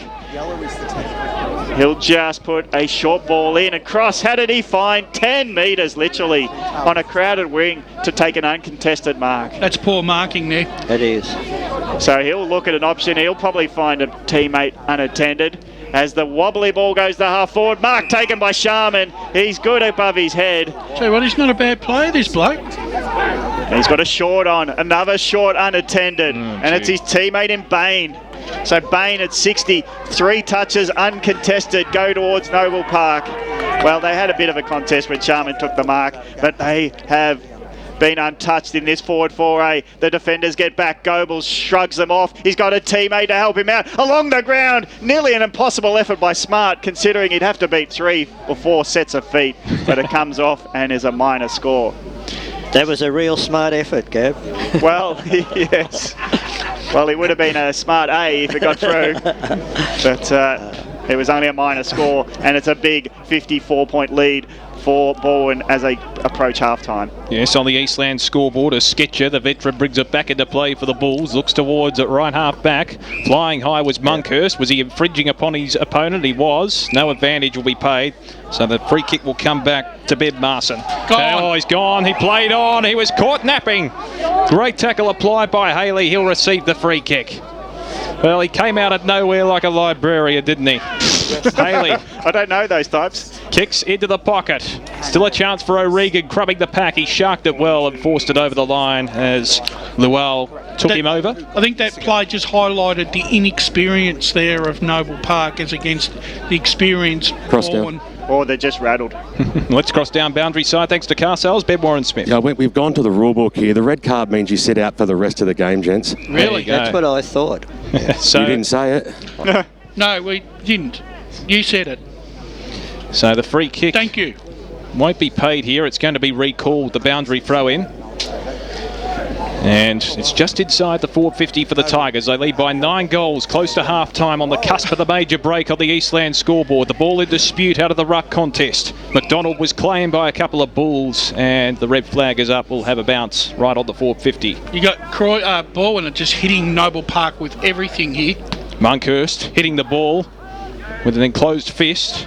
Jaffa Williams was claimed. Still the ball in dispute. O'Regan trying to break away, paddling it to his advantage. Free kick coming back from the umpire for a high tackle. It's going the way of the Bulls. Kyle Martin, the recipient. He can clear and provide some respite for Noble Park. I think the highlight of the week for Kyle Martin was being on EFL Insight. But, he hasn't had a great day today as he finds a pass and his teammate marks it on the chest is McDonald. And he smothered ball. Nothing is going right for the Bulls. As McDonald looked ahead, he just wanted to pass it over the top, but Smart got in there late and he smothered the ball to keep it within 60 metres of goal for Balwyn. They're doing everything right. He's played the perfect link man, Smart, this afternoon. Yes, he's been very good, and now getting the ball at ground level was Urban, and he was taken high as the tackle just shrugged up over his shoulder, and it's going to be another free kick to Balwyn. Yeah, but he didn't need to sling him afterwards either.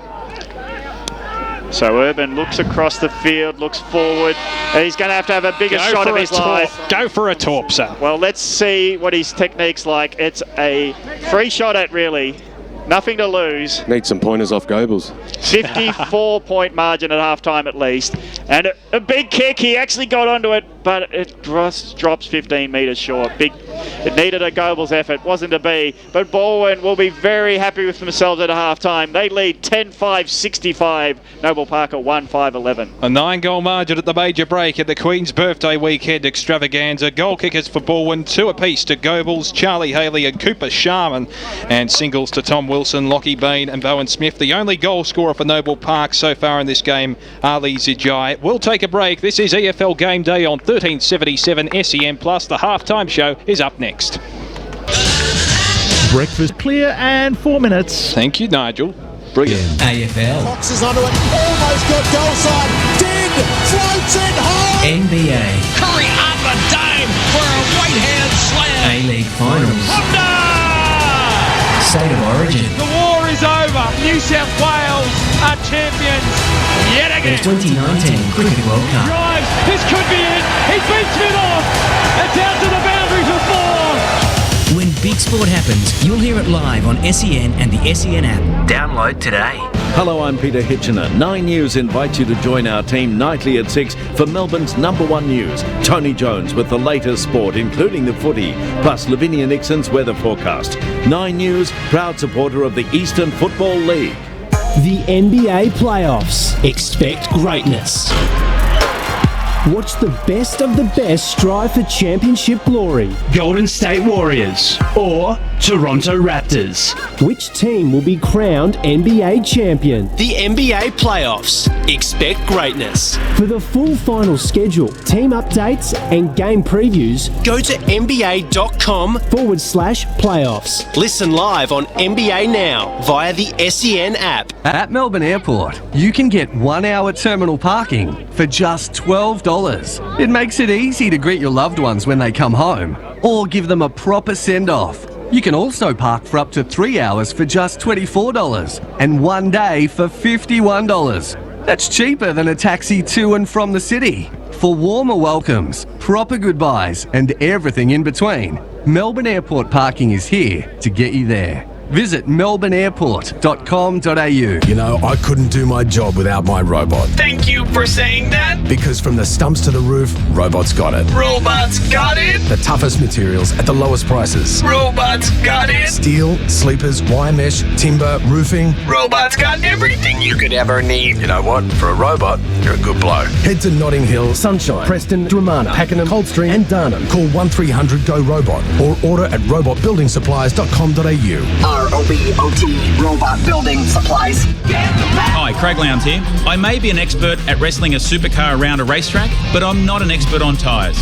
That's why when it comes to my family's safety, I rely on the expert advice I get from the team at Tyre Power. I know that the tyres Tyre Power recommend for my family's car car will not only be the right size, they'll be right for local conditions and right for my budget. That's just another reason why I get the power at Tyre Power. Seriously, why would you buy your tyres anywhere else? Hello, I'm Oscar for the Family Peace Foundation. I'm in Year 7 at school. 150 days. That's about 670 weekends. That's not very much time for parents. 1 minute. Our family wastes so many precious weekends together. Soon it will be too late. Family Peace. Do it for your kids. The AFL record for kids is back! Now in a pocket-sized edition with new games, activities, plus bonus Team Zone $2.99 collector pack and special card. AFL record for kids. I want the footy book. Just $5 at all AFL venues and your local newsagent. The biggest cricket tournament in the world. The 2019 ICC Cricket World Cup is here. And you're 30. Thanks. Don't miss a moment of the action with every game live on 1377 SEN Plus, as well as a designated channel on the SEN. Will you be taking a second break at halftime? I think so. Yep. No worries. Simmons Homes, building quality, affordable homes since 1949. SEN is your home for the 2019 ICC Cricket World. Right, 5 to the throw. Waitley, Monday from 9 on SEN. Okay, putting your mics back on, don't speak. Okay, now go for it. Welcome back.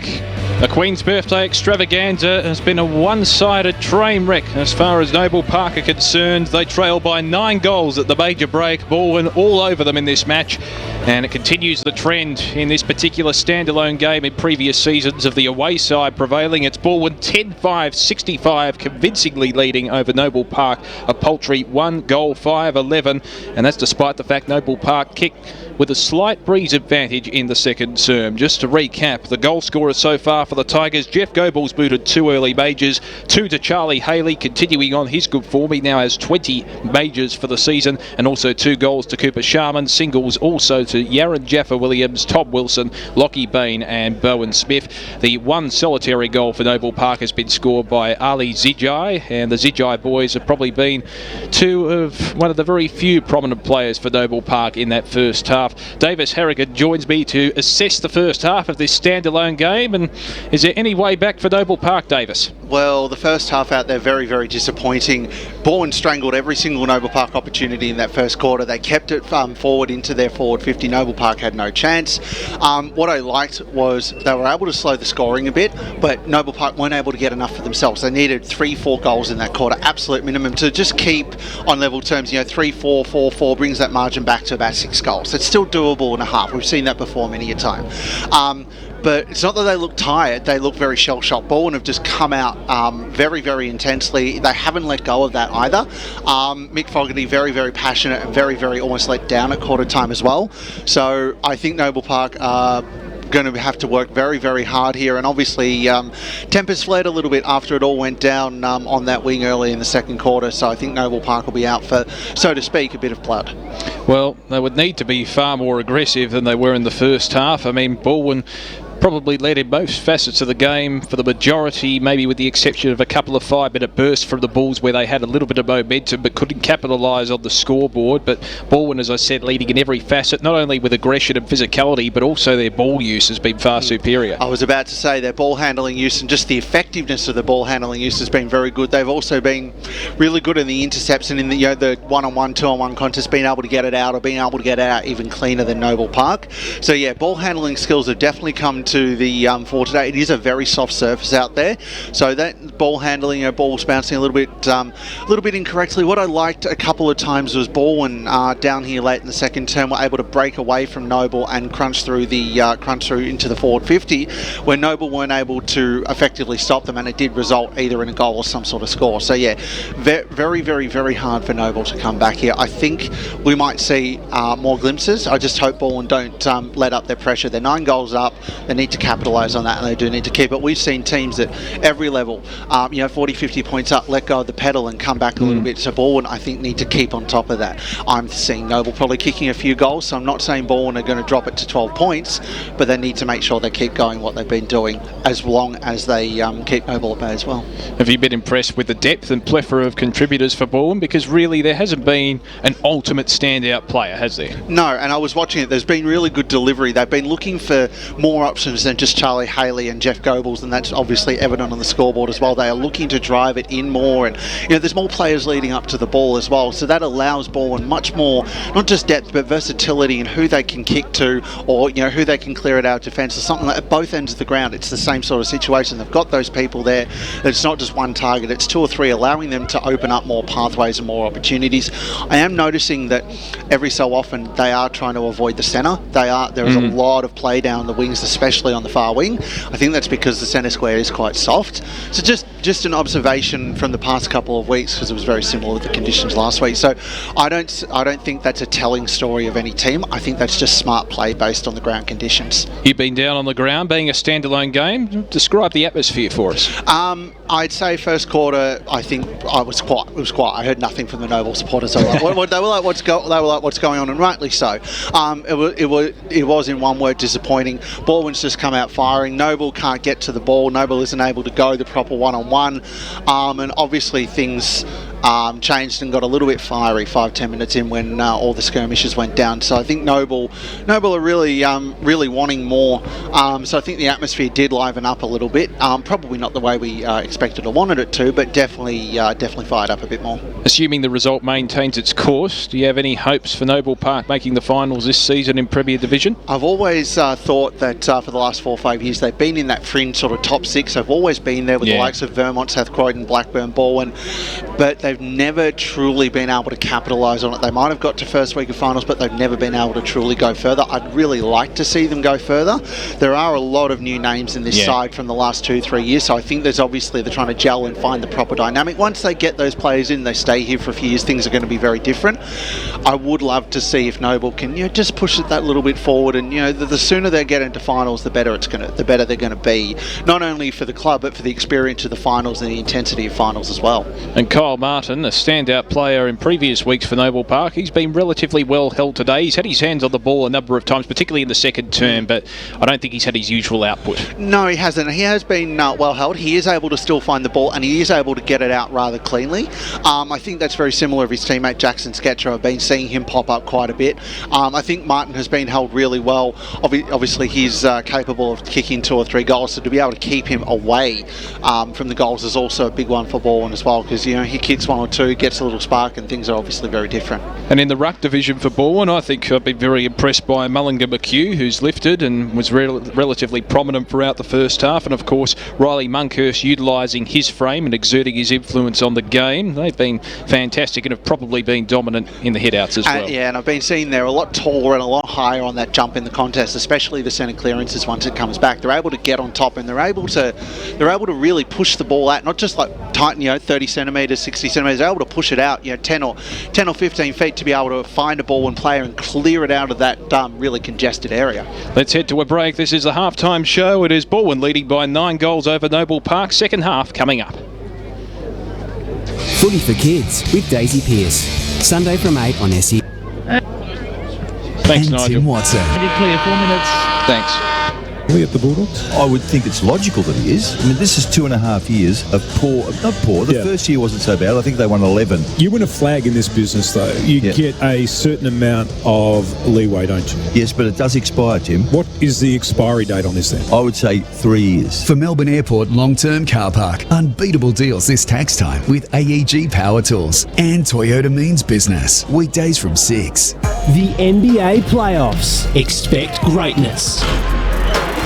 Watch the best of the best strive for championship glory. Golden State Warriors or Toronto Raptors. Which team will be crowned NBA champion? The NBA playoffs. Expect greatness. For the full final schedule, team updates and game previews, go to nba.com/playoffs. Listen live on NBA Now via the SEN app. Australians have long held the belief that the only way to beat adversity is to fight it. full of choices. You can give up, you can give in, or you can give it all you've got. This is my fight. At this year's Big Freeze 5, Sliders will be giving all they've got before the Queen's Birthday Collingwood-Melbourne match at the MCG this coming Monday. You can play your part by donating now or buying your Big Freeze 5 beanie at fightmnd.org.au. Join the fight against motor neurone disease. At Melbourne Airport, you can get 1 hour terminal parking for just $12. It makes it easy to greet your loved ones when they come home or give them a proper send-off. You can also park for up to 3 hours for just $24 and 1 day for $51. That's cheaper than a taxi to and from the city. For warmer welcomes, proper goodbyes and everything in between, Melbourne Airport Parking is here to get you there. Visit melbourneairport.com.au. Mate, you finally going to build that man cave out the back? Yeah, sure am. Just on the Robot Building Supplies website now. What do they sell? Everything I need to build the best man cave a bloke ever hid from his family in. Steel wall sheeting, corrie sheeting, purlins, steel, insulation, Rio mesh, bolts and screws. I can order it on the website and get it all delivered. Save time and money with Robot. Notting Hill, Sunshine, Preston, Dramana, Pakenham, Coldstream and Darnham. Call 1300 GO ROBOT or order at robotbuildingsupplies.com.au. ROBOT, Robot Building Supplies. 1.5. Thanks. To the game. From the game, back to where you were. Get there with Scooty. Melbourne's first motor scooter rideshare service is here. More nimble, more affordable. Scooty is the new, safe, greener, easier way to zip your way through inner city peak hour. Next time you're out and about, jump on the back of a Scooty. Download the Scooty app and book a ride. Hi, Craig Lowndes here. It doesn't matter whether I'm belting around a racetrack at 300 clicks or driving quietly down to the local shops with a family. There's always a lot riding on my tyres. And while I don't choose the tyres for my race car, I do choose Tyre Power to look after the tyres on my family car. Tyre Power give me absolute peace of mind with expert advice, a great range of big tyre brands to choose from, and the very best service. Yet more reasons why I get the power at Tyre Power. Seriously? Why would you buy your tyres anywhere else? Hello. 30 seconds. Thanks. I'm in year 7 at school. I worked out between prep and year 12 it's about 4,750 days. That's about 670 weekends. That's not very much time for parents to be parents and children to be children. Our family wastes so many precious weekends together. Soon it will be too late. Family peace. Do it for your kids. Here we go. The SEN. I'm going to put your mic on now. And go. Welcome back to EFL Game Day in the Queen's Birthday clash between Balwyn and Noble Park, and it's the Tigers reigning supreme so far. They lead convincingly 10-5-65 over Noble Park, 1-5-11. You're live on 1377 SEN Plus and streaming across the globe via EFL.org.au. Gav Casey, Damian Watson, Ray Baird and Wade Brasher with you, with Ben Warren-Smith down on the boundary line, just about to commence the second half. Any hope for Noble Park at all? Oh yeah, there's always hope, Always in hope, a game of football, but Balwyn are going to have to, certainly be watch out for the next 10 minutes. It's going to tell, Damien. Balwyn playing too well for mine. Start of the second half at Papright Senior Oval, and Monkhurst won the tap uncontested in the ruck contest as a free kick's been picked out by the umpire for holding the man. It's going the way of the Tigers, and the recipient is Alex Urban, who was good in the second term, sends a long ball inside 50. Flying high was the well for the Bulls, couldn't take the mark. It's forced to ground level, and a stoppage will ensue deep inside Balwyn's forward 50. And that's the one thing Balwyn have done well all afternoon, has made sure that every Noble Park player has earned that ball. Monkhurst wins the tap. Llewell sharks the play. He tried to break away from the tackle, just got his hand pass away. The ball's still in dispute. Chance now for the Tigers. Kick around the body from Mullinger. McHugh is wide, and only a minor score to the left. So ball will move on to 10-6-66. They lead Noble Park 1-5-11. Early going third term on the Eastland scoreboard. Glenn's waiting for the ball to get back in hand before he can take kicking out duties. Right next to the sports cover padded goalposts. So Glenn goes long to the outer side. Big Pack will have a run out at Monkhorst, comes in late and effectively spoiled his own teammates. So it'll go the way of Noble Park, but the hand pass forward was turned over again. Cross shares it out to Reverald. Riverald gets the bouncing ball, goes over the top of O'Regan, but still Balwyn good enough to keep it in hand. That hand pass, as they were just about to go to goal, has been intercepted. But Noble Park can't stick to hand passes. Thankfully, a free kick from the whistle will go their way. And it's Sketcher who have it. Got a short. Looks nice pass, good height, but just spilled under a bit of pressure. So Balwyn in the middle of the ground have got it. Gilchrist tried to share it to teammate, short pass in. Was it the 10 or 15 required? And the umpire says no, it'll be a ball up. Once again, the pressure of Balwyn causing turnover problems again for Noble Park early in this third quarter. Moncourse plants himself in good position. Zijai gets the quick kick, but in the middle. Now they've got control of Noble Park. Hand pass over the top to the runners. Lambert gets it out to a further runner in Scott, who shares it out wider. They're sprinting forward, bouncing ball just kept in by Urbulent. Now backwards hand pass just before they go forward. 2-on-2 contest late into it was Collis, but he spills it running with the flight of the ball, and at ground level they all spill over the ball now. But does it come its way out?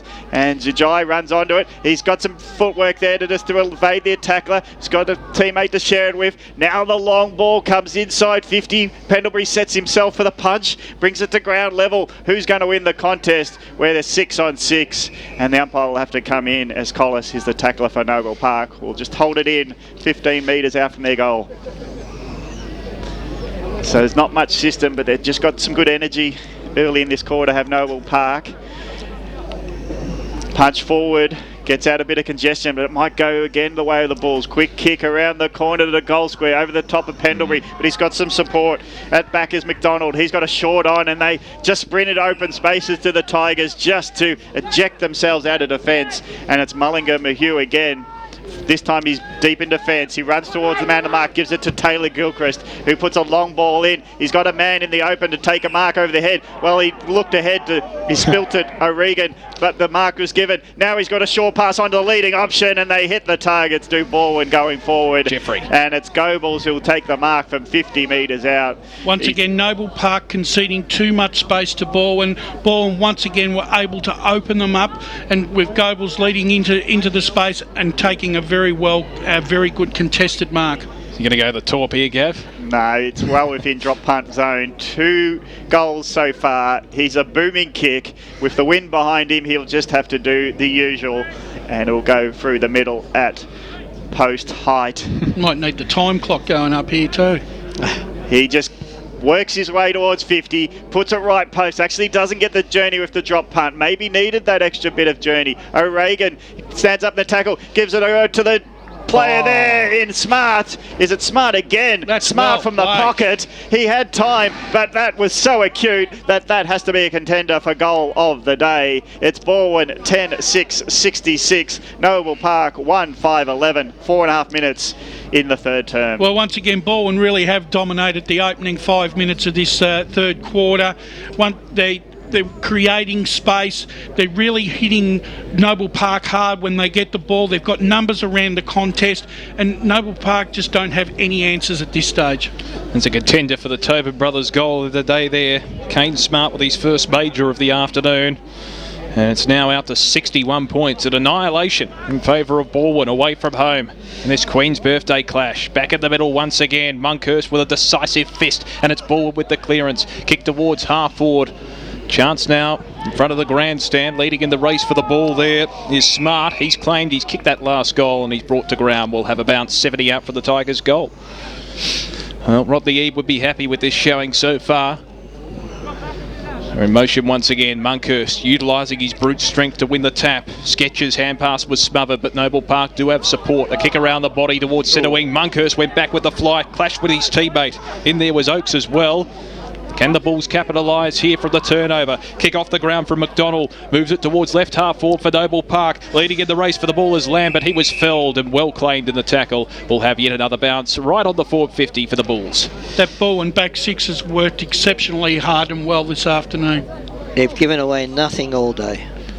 So Oakes waiting for the tap. Monkhurst won the decisive fist again. And Ball would work it through a chain of hand passes through Smith and Co. with the Taylor-Gilchrist direction. Slaps it to the advantage of his teammate in O'Regan. From centre wing, kicks it inside 50. Haley caught behind his opponent in Luell on that occasion. Luell led in the race, but it's Jeff Goebbels providing support. Hand pass, great Beautiful back turn play from Haley. Haley can stream towards goal from 40 metres, and he's kicked another one. That's great play there by Jeff Goebbels. What class and poise he showed then to give the handball off to Haley when he could have easily taken that shot himself.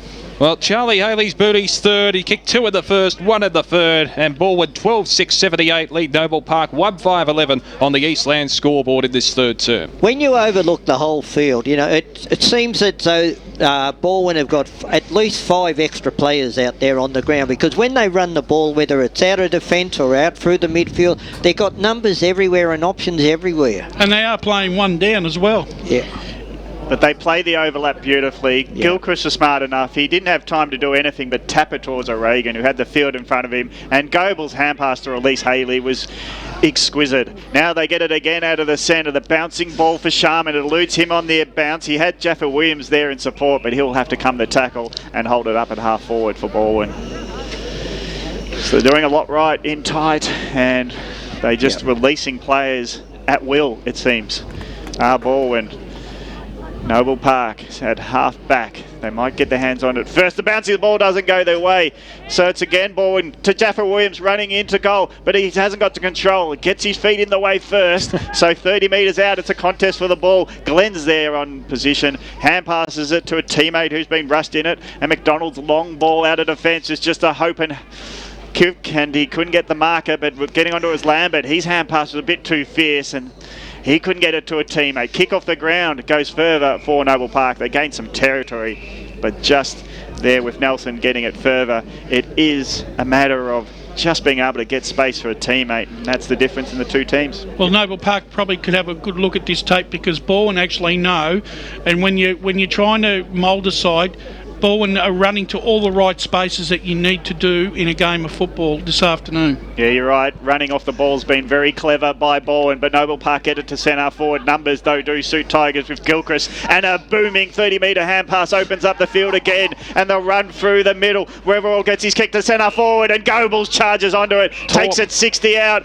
Torp time, says Damo. He just puts it into the pocket, though. The leading options come towards the ball. Noble Park set up nicely, but again it comes to the ground where Smart picks it up, gives it to Haley. Haley dancing on $1, puts it around into the pocket, and a nice mark again for Balwyn for Sharman, leading option. And they're just finding that inch, and they're taking it a mile. I like the look of this Cooper Sharman. He moves well through that forward line. He can take a grab.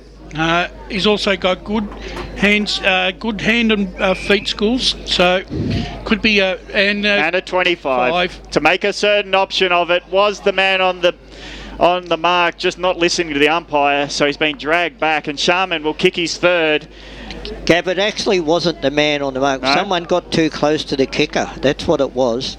Nothing to do with the man on the mark. But look, all that eventuated because there was a drop mark in defence by the Noble Park defender. A mark that he should have taken. So Sharman's third gets Balwyn's 13-6-84, leading by 73. Noble Park 1-5-11. Nearly 10 minutes gone third term. Let's go for car sales to Ben Winesmith. You're spot on there, Ray. Anthony Marson was the player that wasn't on the mark, but well within a couple of metres. Yeah. So 25. Back in the middle, 73 points the margin. 10 minutes gone in this third term. It's looking uglier by the second for the Noble Park Football Club in front of their home fans. We're back in the middle. Kicking it off the ground there was Wyatt, who's made the move in the ruck for the Bulls. A free kick's been paid by the umpire for a push in the back. It's going the way of the Tigers. Jaffa Williams, the recipient. 70 metres out from goal. Looks into the pocket. Jeffrey Goebbels. It was a bit too wide for him. Goebbels trying to keep it in play. Did it go off the boot out of the full? No, the umpire will call for a throw in deep in the forward pocket for the Tigers. So 3 goals to Charlie Haley, 2 to Jeff Goebbels, and 3, 1 in each quarter for Cooper Sharman. They're the major goal scorers for Balwyn. Hope you're enjoying the broadcast. 1377 SEM Plus, or streaming live around the globe via efl.org.au. So we're set in motion once again. And it was Wyatt throwing his opponent out of the contest. Good tackle applied by Sketcher. We'll have another bounce deep in the forward pocket for the Tigers. 73 points the margin in favour of Balwyn. Wyatt wins the tap, making the move in the ruck, and his presence is felt immediately as the clearing kick is taken away by Anagnostu, but it was intercepted once again. The Bulls do have the numbers on that centre wing position. Kick towards Kyle Martin, good body work, forced it to ground with the one hand, had a teammate going past in Anagnostu, got the hand pass away on hands and knees, but Balwyn numbers are plenty. Smith got it out, still a chance now for the Bulls in the centre. Kyle Martin was indecisive but got his kick eventually. It was a good option in the end. The mark's been taken by Bailey Lambert, who's shown glimpses of his best. Kick towards left half forward, two leading runners looking for Zijai. He's caught behind. Found the path for his teammate in Ali Zijai. The brothers working well in tandem, and the kick into the forward pocket from Ali finds the option. And finally Noble Park can shoot for their second goal on the board. It's a kick across the face to Kyle Martin, and that came from Dylan Collis, and Martin will have a shot from 40 metres out on a 45-degree angle. Don't know if he called for it, Martin. He just forced into it. Well, it is a very hard pocket to kick a goal from down there. Kyle Martin booted 3 goals for Collingwood. Queen's Birthday 2013. Queen's Birthday 2019. He has failed to score. It's gone out on the full. So that's symbolic of Noble Park's day. They trail 1-5-11. Balwyn 13-6-84. 12 minutes gone. Third term on the Eastland scoreboard. That was not a very good kick at all for goal there. No. He lacks confidence in going to goal. He's just putting it in the area and it not going straight today for Kyle Martin. The kick clears the decks, but it might come back as, again, Noble Park claim the ball, but they've been wrapped up in the tackles. Jaffa Williams might take a mark from a quick kick, but he just lets it bounce in front of himself and it gets away from him, but his teammate's there to wrap it up in Wilson in the middle of the ground. Great thing about Balwyn this afternoon, they've wanted to make things happen. Even when the ball hasn't gone their way, they've still been able to create a stoppage and get a 50-50 out of it. On the rare occasion the ball hasn't gone their way, Brash, everything's running well for them. I think if you're Balwyn's medical staff, you'd have a look at Wilson. He's a bit wobbly on his feet there. Might have taken a head knock in the tackle, but it's Collis getting it out of that clearance, gets it along to Martin, spills, the punch comes in over the top. Well, that was Lambert, and now Balwyn clear again. Smith just lets go over the top, but he's good reading of the play, and O'Regan just stands and he just shadows everyone, but his kick was a bit rushed and it was chopped off by Wyatt, and Wyatt gets short to Sketcher. Sketcher was wanting to push off his man attending the mark, O'Regan, but he decided against playing on because they've been run down too many times, have Noble Park. Long kick by Sketcher, gets to the forward line, and Monkhorst just sets himself. Maybe he was surprised to be uncontested. Ground level ball by Urbulent. He tries to curl it with the right foot from the left pocket, and it won't go towards goal, especially when it's well marked by Weverwald, who gets a short on, and they'll clear long through McDonald out to the outer side. Sharman doing it at both ends, takes the mark on the lead at half back, and that's the great release they have. How much poise did Weatherall show there? He had space, time, and still managed to hit a target. And another target will be found, and it's Wilson who just shakes off the bumps, and now long he'll go. Goebbels is in the area. He gets pushed underneath the ball, but he's still watching it and trying to get it, but it goes out of bounds 40 metres around from goals, and Balwyn very classy today. They just couldn't hit that last target, but the cleanness from Weverwald to Wilson was exquisite football. 73 points the margin on the Eastland scoreboard in favour of Balwyn in this third term. Wyatt, since moving into the ruck, he's had his presence felt, but it's Balwyn again moving it towards the 450. Monkhurst takes the mark right on the paint, and he can go back and have a shot a la Good Friday, Gav. When he kicked a goal from outside 50, nonchalantly. Well, everyone was saying he couldn't do it. Can he do it here? 55 metres out, 45-degree angle. Riley Monkhurst stands and delivers from 2 steps. Doesn't quite make the distance, and it's touched through for a minus score. So ball will move on to 13-7-85, leading Noble Park a meagre 1-5-11, 15 gone, third term on the Eastland scoreboard. Right, why that's not a smart kick is you've got to kick it another 5 metres because you've got to go further away from the goals. Exactly. Yeah, no, you're right. So Martin takes the relieving kick at centre half back. Gee, they're under pressure once again, the Bulls defence, and a throw has been paid. I think it was against Marston on that occasion. And it'll be a free kick to Balwyn from centre half forward. And it looks as if the relieving player to take it is Alex Urban. Just looking at those trees out there in the background, boys, they are not moving at all now. That wind looks as though it's completely died down. Well, there aren't many trees in an urban area, and it's urban to shoot from 55 metres out. Been a good pick-up for Balwyn from East Ringwood, Alex Urban. Yeah. Wheels onto the right foot, sends a probing ball towards goal. It's just off target to the left, only a minus score once again. So Balwyn 13-8-86, lead Noble Park 1-5-11, 16 gone, third term on the Eastland scoreboard. I hope you got cancelled to clear that joke there, Damo, about the urban I'm just areas. stating a fact. There's less trees in an urban area than a regional That's area. right. He just told me to lead in, so I did. So it's a short pass that finds the target, and Oakes hands it off to the runner, but again Sketch's ball was smothered off the boot, so they go to half forward haphazardly, and again Gilchrist just gets it through. Rennie, long hard pass, as good as a kick, gets to Cross. Cross pushes off his opponent and gets a long ball into the pocket. 1v3, and Noble Park finally get the punch in, as it's now out of bounds. Cross shouldn't have never been allowed to take possession of that ball then. No. Well, they're on the back foot of Noble Park because everything Balwyn do has got a touch of silk today. Boundary throw in, Monkhorst. Good body work, ground level ball won by Noble Park. Up and under, might be marked by Mulligan McHugh. Gets his hand to it, but it comes to ground level where he still fights for the ball. Does well to get a 50-50 result, and it's out of bounds, 55 metres around from the Tigers' goal. It's been good, the hyphen. Been very good. It'd be good if we get away with calling him the hyphen, but the family might be upset. Listening, full reference. As Noble Park, they just can't burst away out of the pen. Stephen, 2 tacklers for the Tigers. Urban, 1 of them. Cross decided, you've got a good handle on that, I'll let you be the tackler. Monkhorst v. Wyatt. Wyatt wins the ground to ground ball, but it's now a contest with Martin in close pursuit, and he sees it over the line with Urban. Could he get his hands on it? So it's a boundary throw in centre wing, and Pendlebury's not much help to the boundary umpire, throws it away from him. And it's going to be a boundary throw in centre wing of Pat Wright Senior Oval. Good time to recollect the scoreboard on Eastland.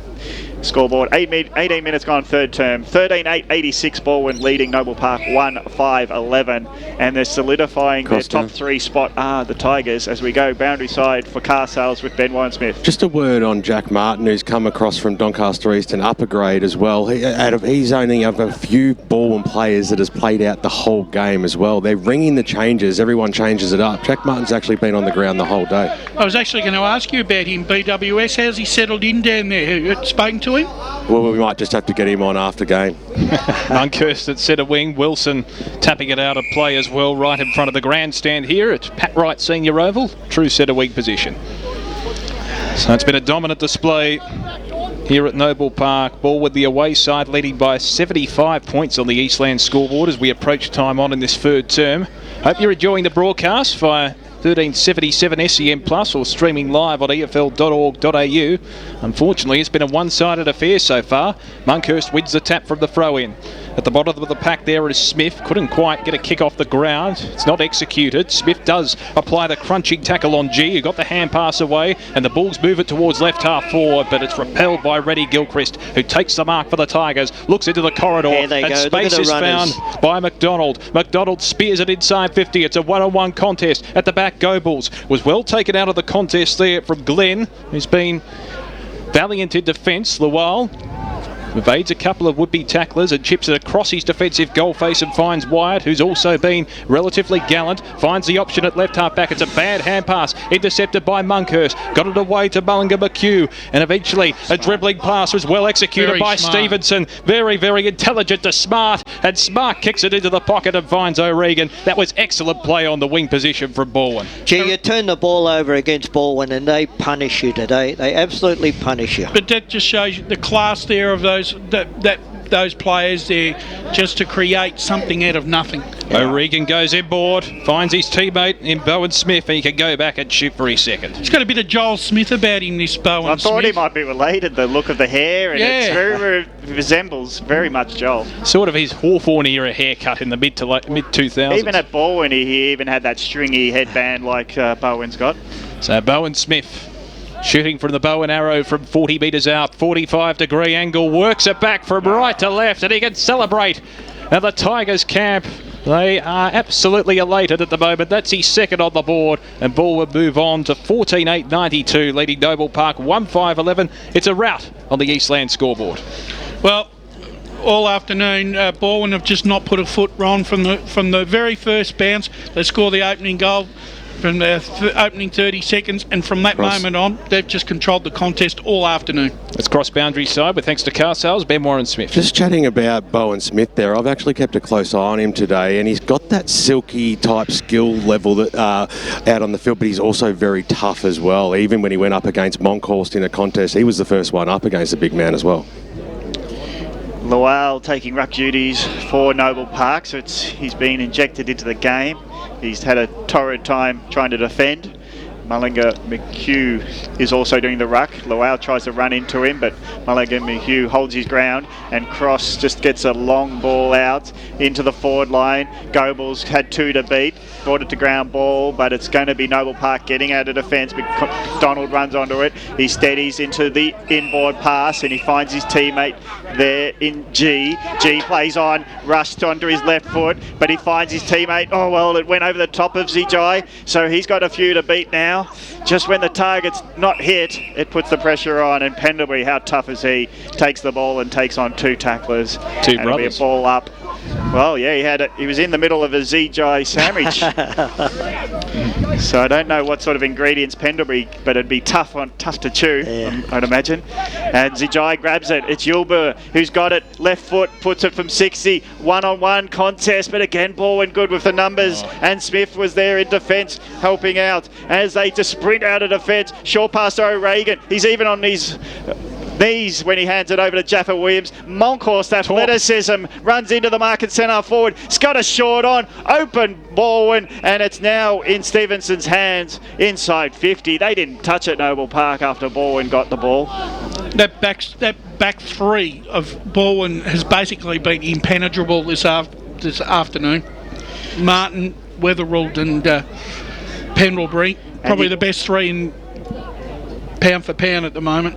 And you can do gut running forward ahead of play when you know you're going to be rewarded for the effort. And Stevenson, he knew when O'Regan had it in the middle that it would get to him eventually. As he sprinted into the forward line, he puts it to the left post, but that's not the smart side to put it, and it's a minor score. Balwyn extend their lead only by a minor, 14.993, leading by 82 as Noble Park are 1.5.11, 24 minutes gone, third term. Eastland scoreboard, Premier Division Football Round 9. So Sketcher to bring it back into play for the Bulls. It's just been a disappointing day all round for Noble Park. It certainly has, yeah. Sketcher chips it short. On the second bite, it's taken in the end by Garnham, and the Bulls can work it out towards right half back, where the mark's taken by Marson. Probably haven't seen enough of him this afternoon. Jordan Marson, the number 1 Guernsey, looks towards centre wing. Flying high was Wyatt. Couldn't take the mark. It's all Balwyn at ground level. A high rain-making kick towards Monkhorst. Was in the prime position. Couldn't take the mark. Just didn't capitalise on the box seat. And the hand pass from Marson is cleared for the Bulls. And they work it out of trouble eventually. Good play in the end from Ali Zijai into the middle of the ground. Mark taken by Jordan Marson once again. A couple of disposals in that passage of play. He's in the centre of the ground. Looks towards the outer wing. Mark taken by Nelson, looking for the looping hand pass, and the runners are forthcoming. Kick towards right half forward, a good mark taken. Chance away from Lambert, chances his arms, don't argue, a bit of a spiral. Did get the hand pass away in the end backwards, and it's now at centre wing once again through G. A comical number of errors. G off the ground, looks towards Lambert once again. They just can't break through the wall. The resolute defence of the Balwyn side, and it'll be a ball up 55 out for the Bulls' goal. They need a key forward. That's their biggest problem. They don't have 2 key forwards, and that's why they're running around in circles, because they've got no one to direct the ball to. But that being said, Balwyn have made sure that none of their forwards have had a sniff all afternoon. Zijai's hand pass was intercepted by Jaffa Williams, who spears the ball towards Monkhorst at centre wing.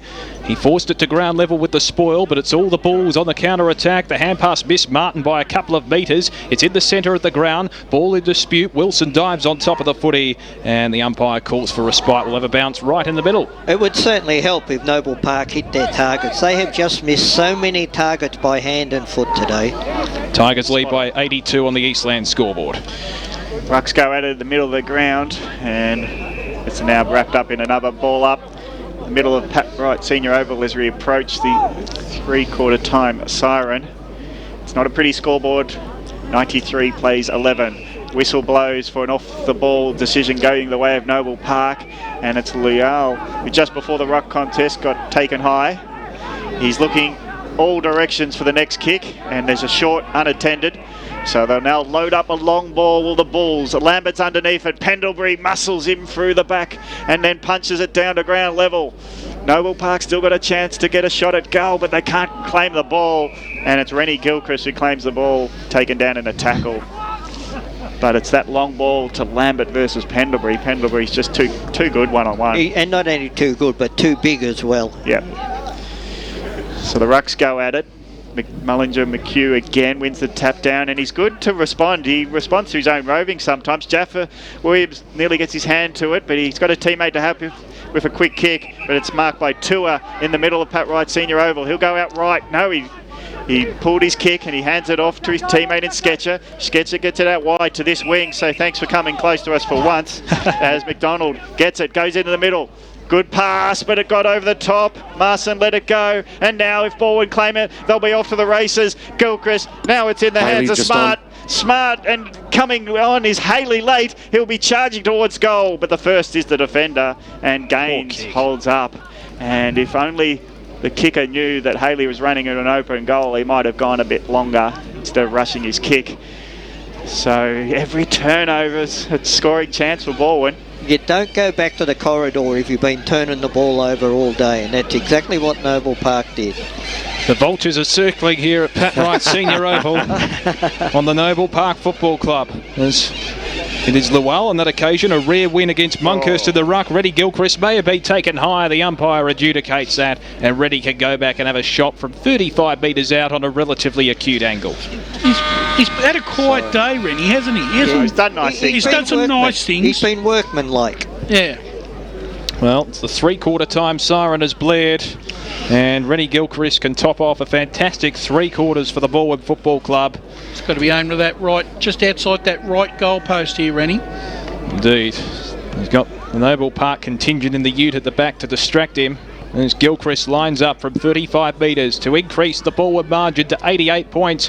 A right foot deliberate approach has snuck home, and Balwyn pound on the pain for Noble Park. They move on to 15-9-99, the Tigers, to Noble Park 1-5-11, an 88 point margin at three-quarter time in the Queen's Birthday Clash. Major goal scorers so far for the Tigers: 2 to Jeff Goebbels, 3 to Charlie Haley, 3 to Cooper Sharman, 2 to the name of Bowen Smith, and singles to Reddy Gilchrist, Lockie Bain, Tom Wilson, Kane Smart and Yaron Jaffa Williams. Ali Zijai has the only goal, the solitary goal for Noble Park. We'll take a break. It's three-quarter time in the Queen's Birthday Clash. Balwyn leading Noble Park by 88 points. This is EFL Game Day on 1377 SEN Plus and EFL.org.au. SEN Footy streaming live and... Let it clear 4 minutes.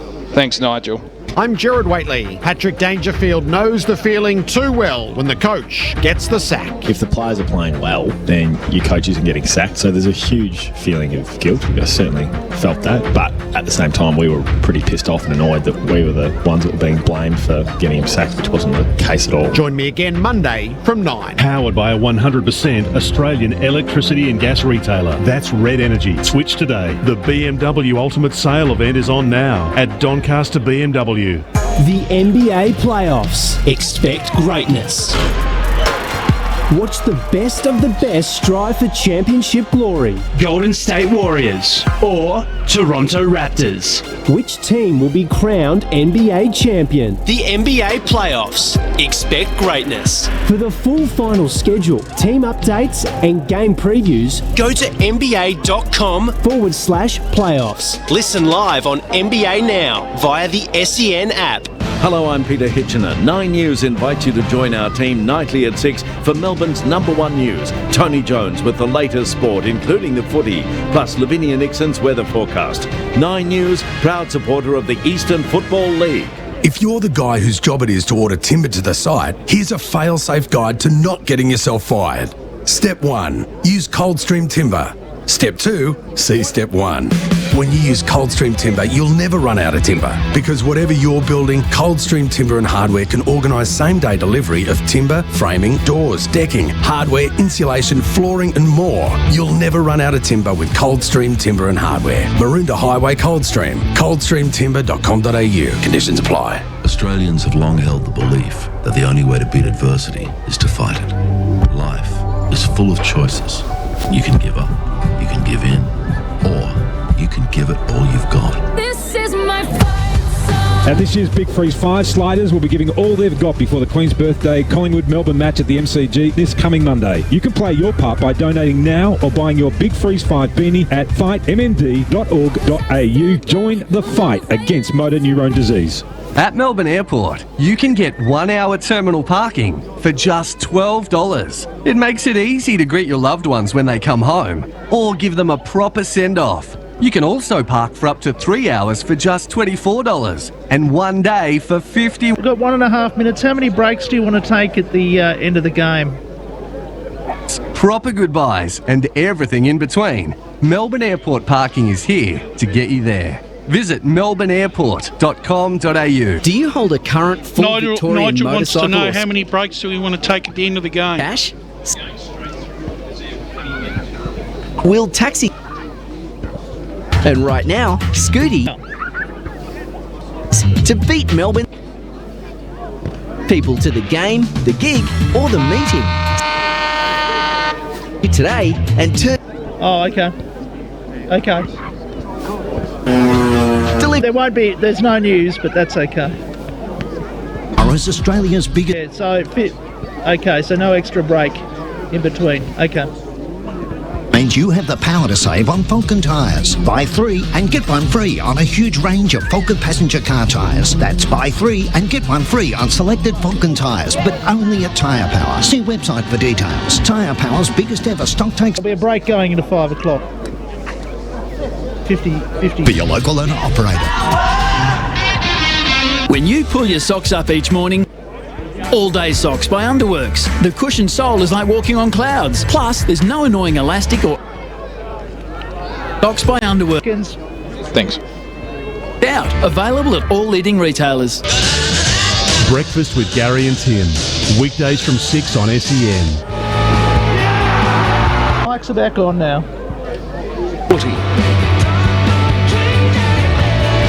Welcome back to EFL Game Day. Damien Watson, Gav Casey, Wayne Brasher, Ray Baird and Beb Warren-Smith with you. It's the Queen's Birthday extravaganza, but it's been nothing of the sort so far for Noble Park in front of their home fans. Balwyn absolutely hammering the Bulls this afternoon. It's the Tigers 15-9-99 leading Noble Park 1-5-11, 88 points the margin. Let's head boundary side. Thanks to car sales, Beb Warren-Smith. Well, they're a happy bunch at Balwyn at the moment because this game has gone completely their way. Rodney, the pressure by your boys today has been insurmountable. You must be thrilled.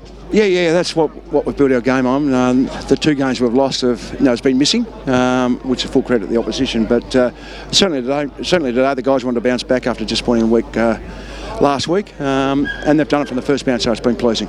The breeze has dropped down a little bit here. What was the message to the boys to play out this quarter? Like, it's a lead. The victory's there. Slow it down a little bit. Yeah, we've got obviously one off, which is with a red card, which is disappointing. Probably wasn't there, but anyway, it is. And then we've got a couple of guys sore, so we'll probably just have to limit the rotation. So we'll probably try and slow the game down as much as we can, save our legs. Very impressive. Good luck for the rest of the game. They're Warren Smith down there with Rodney Eade, the Balwyn coach, with thanks to car sales, and he had some interesting takes on that third term. Well, what's really the take home for the last term? Do you want to see some respectability from Noble Park? Will we see it? Well, we just want to see some goal scoring from Noble Park. 3/4 of football and they've only kicked 1 goal, and it's just been disappointing, their effort today, but look, as Rodney Eade said, look, the Balwyn will probably slow the game down, save their legs a little bit, and they have a break next week, both these sides anyway. I just think that if you're a Balwyn supporter, you want to see more of the same, and why wouldn't you? They've played the perfect game this afternoon, and at this particular stage, I think Rodney's foxing there a little bit. They're going to be going all out for a big win there. Well, I don't think I remember Noble Park playing so badly as they have today. No. Cross down. Let's head boundary side. Ben Warren-Smith with thanks to car sales. He's absolutely speaking the truth there, Rodney. They are down a rotation, so there's going to be some players that have to have 5-6 minutes off in this final term. So expect them to just hold on to that ball, that 30 seconds each possession if they have to. Start of the final term on EFL Game Day, the Queen's Birthday Clash. It's the Tigers by 88. Monkhurst won the tap for Balwyn, but it's Kyle Martin with the clearance for Noble Park. Sends a tumbling ball towards left half forward. Can they add some respectability to this scoreboard? Cross with the 1-2 clears for the Tigers on the outer wing. Hand pass into the path there of McDonald. Couldn't quite trap it, and he sees it out of play. True centre wing position outer side. The one thing, at least, even though Balwyn will take the points here, this has been a great learning lesson for Noble Park this afternoon. If there's a tape that they want to look at, this is the tape. I think they want to burn it. Monkhurst wins the tap for the Tigers. And again, Martin claiming the clearance for the Bulls. Sends a high ball towards half forward. Zijai of the Yilba variety was in the front spot, but the ball with defence just too slick.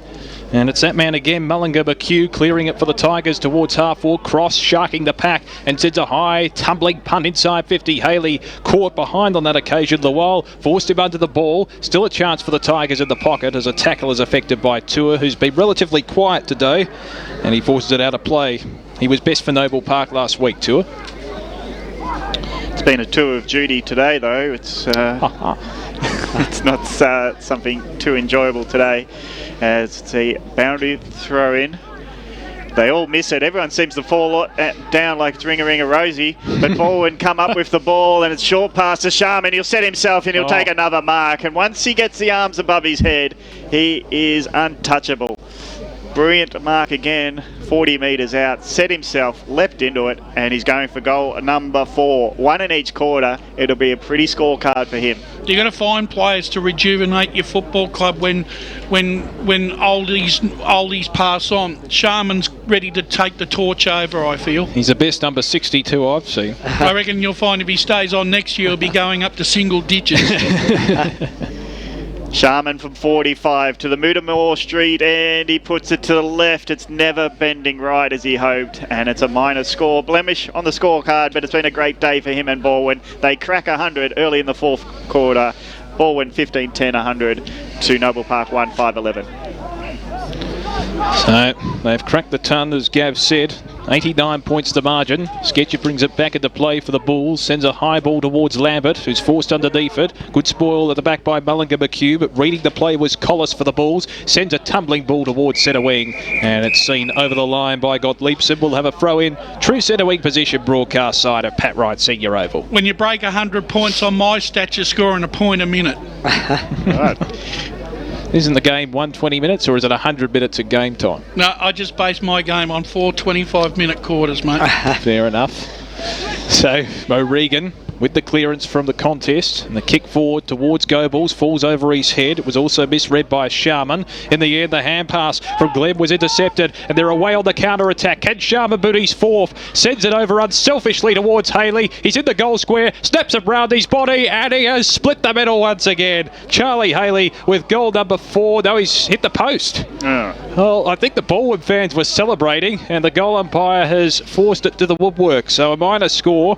Balwyn 15-11. 101, lead Noble Park 1-5-11 with thanks to Eastland. Hit the sports cover post. He did. One manoeuvre too many there by Sharman. Probably should have given it off that move before. And the torp from full-back is inventive, and it finds a target, so go with it, I say.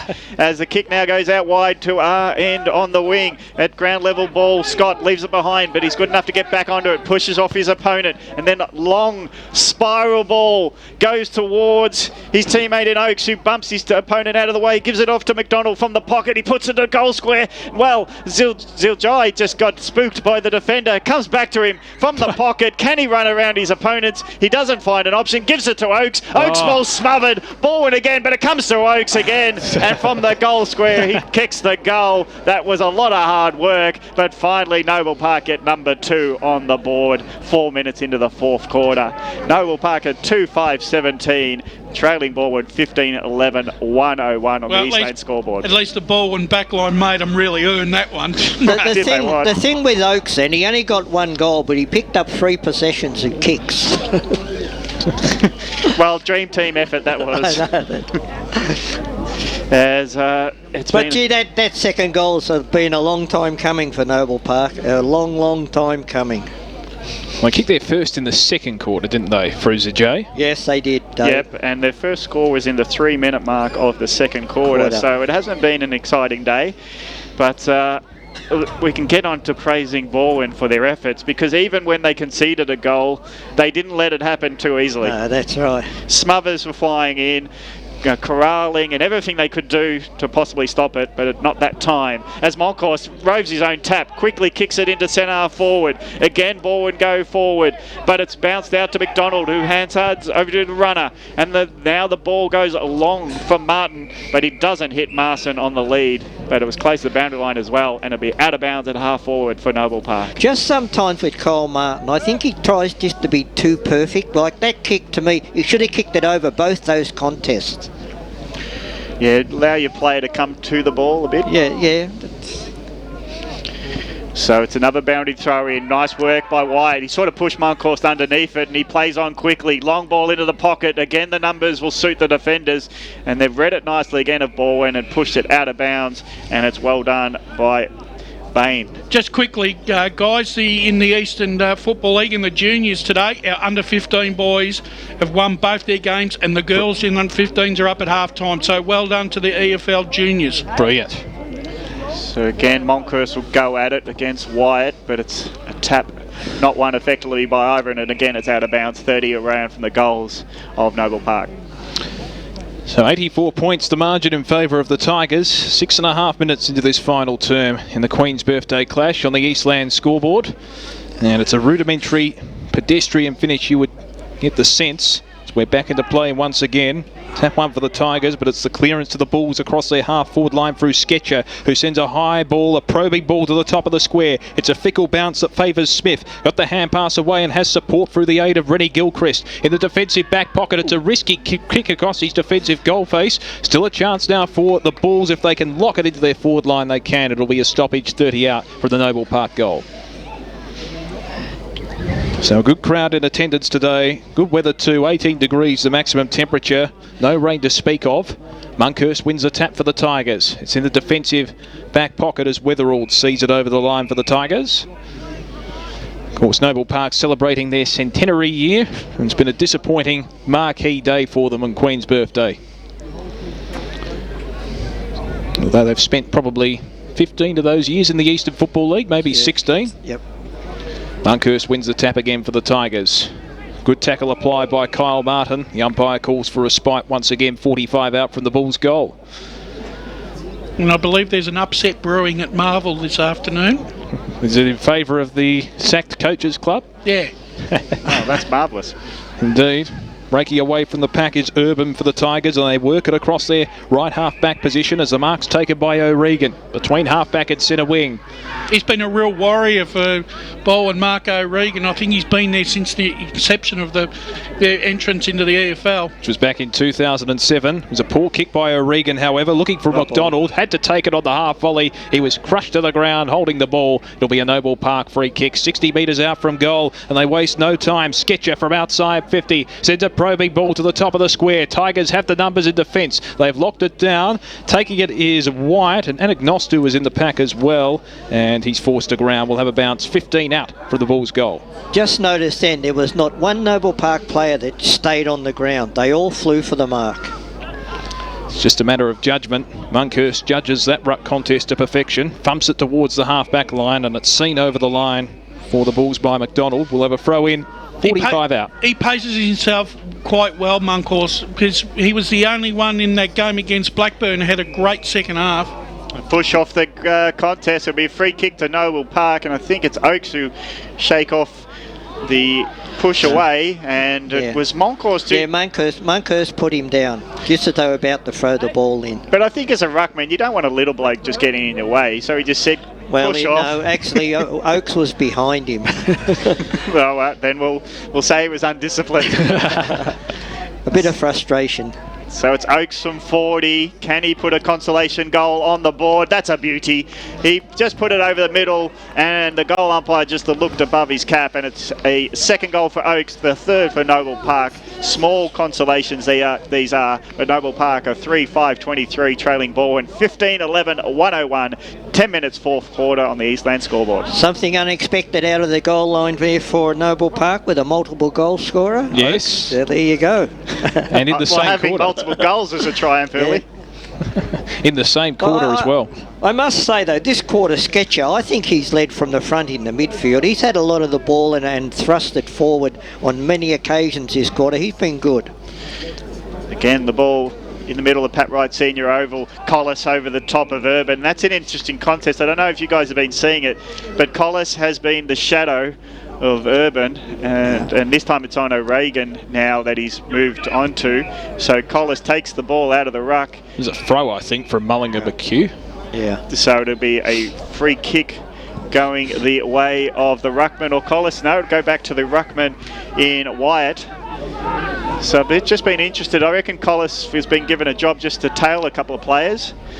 And he's doing all right this quarter for Noble Park. He goes forward, hand pass quickly, gets to Zijai. And on the bounce, he bounces off his opponent and he puts it through, but it's touched off the boot. So unlucky there by Ali Zijai.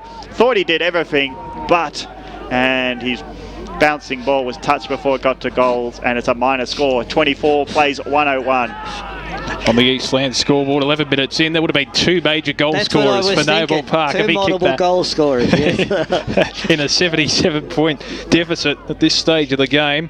Oh, here's a chance. No. Kick towards centre half back for the Tigers. It was a tumbling ball. Didn't hit the target, but Jaffa Williams was able to latch onto the loose ball and break the tackle. Finds his teammate in Martin with the hand pass, who chips it short towards centre wing. And the mark's taken by Smart, who's played an admirable game today. Looks towards right half forward. And the Tigers work it inside 50 through Gottliebsen onto the lead of Goebbels, and he takes the mark, and he can finish off the game the way that he started, having a shot at goal, 40 out from a very acute angle. Gee, every Jeff Goebbels, you got to say, you know, pound for pound, he's probably one of the best contested marks in the Eastern football. He works his butt off to, you know, to create an opportunity for a mark. And I'll tell you what, he can take some good grabs under a huge amount of pressure. So Jeffrey Goebbels shooting for his third major of the afternoon, but had 2 goals in the first quarter, including a major within the first 30 seconds of the match, which set the tone for the day. Be kicking from roughly a 45-degree angle, just inside the 50, off a couple of steps. It's a high ball. It doesn't quite have the carry. It was Lual at the bottom of the square, and the kick partially smothered. That was flying through. Going in was Sharman looking for his 4th goal. It's a minor score. So Balwyn 15-12-102. Lead Noble Park 3-6-24. 12 gone final term Eastland scoreboard.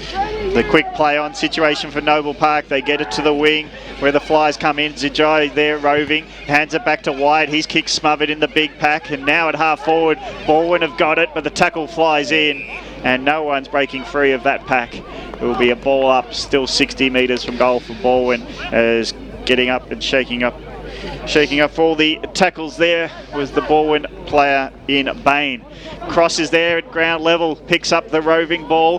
He's high up and under, gets the centre forward. The bounce suits Smith, hands it back to Riverworld, who just steadies himself at centre forward, goes towards his teammate in Haley. Haley lets it come to ground. O'Regan gives it back to Haley. Haley trips over himself, and then he dodges an opponent, gives it to his teammate, and all too easy for Stevenson from 5 metres out just to hook it over his shoulder for another goal. Haley just as untackable. Tackle the bull, if that's a word, and it's another goal for Balwyn. 16-12-108, leading Noble Park at 3-6-24, and that's the first for the term for Balwyn this quarter. Well, once again, great play there by the Balwyn half forward line to hold the ball in and create another turnover, and even though it wasn't pretty, they still got the job done. And the miracle at Marvel is being completed. Oh, wow. Give us a score. The Blues by 15 points. There you go. The guy that got sacked would be going, what happened?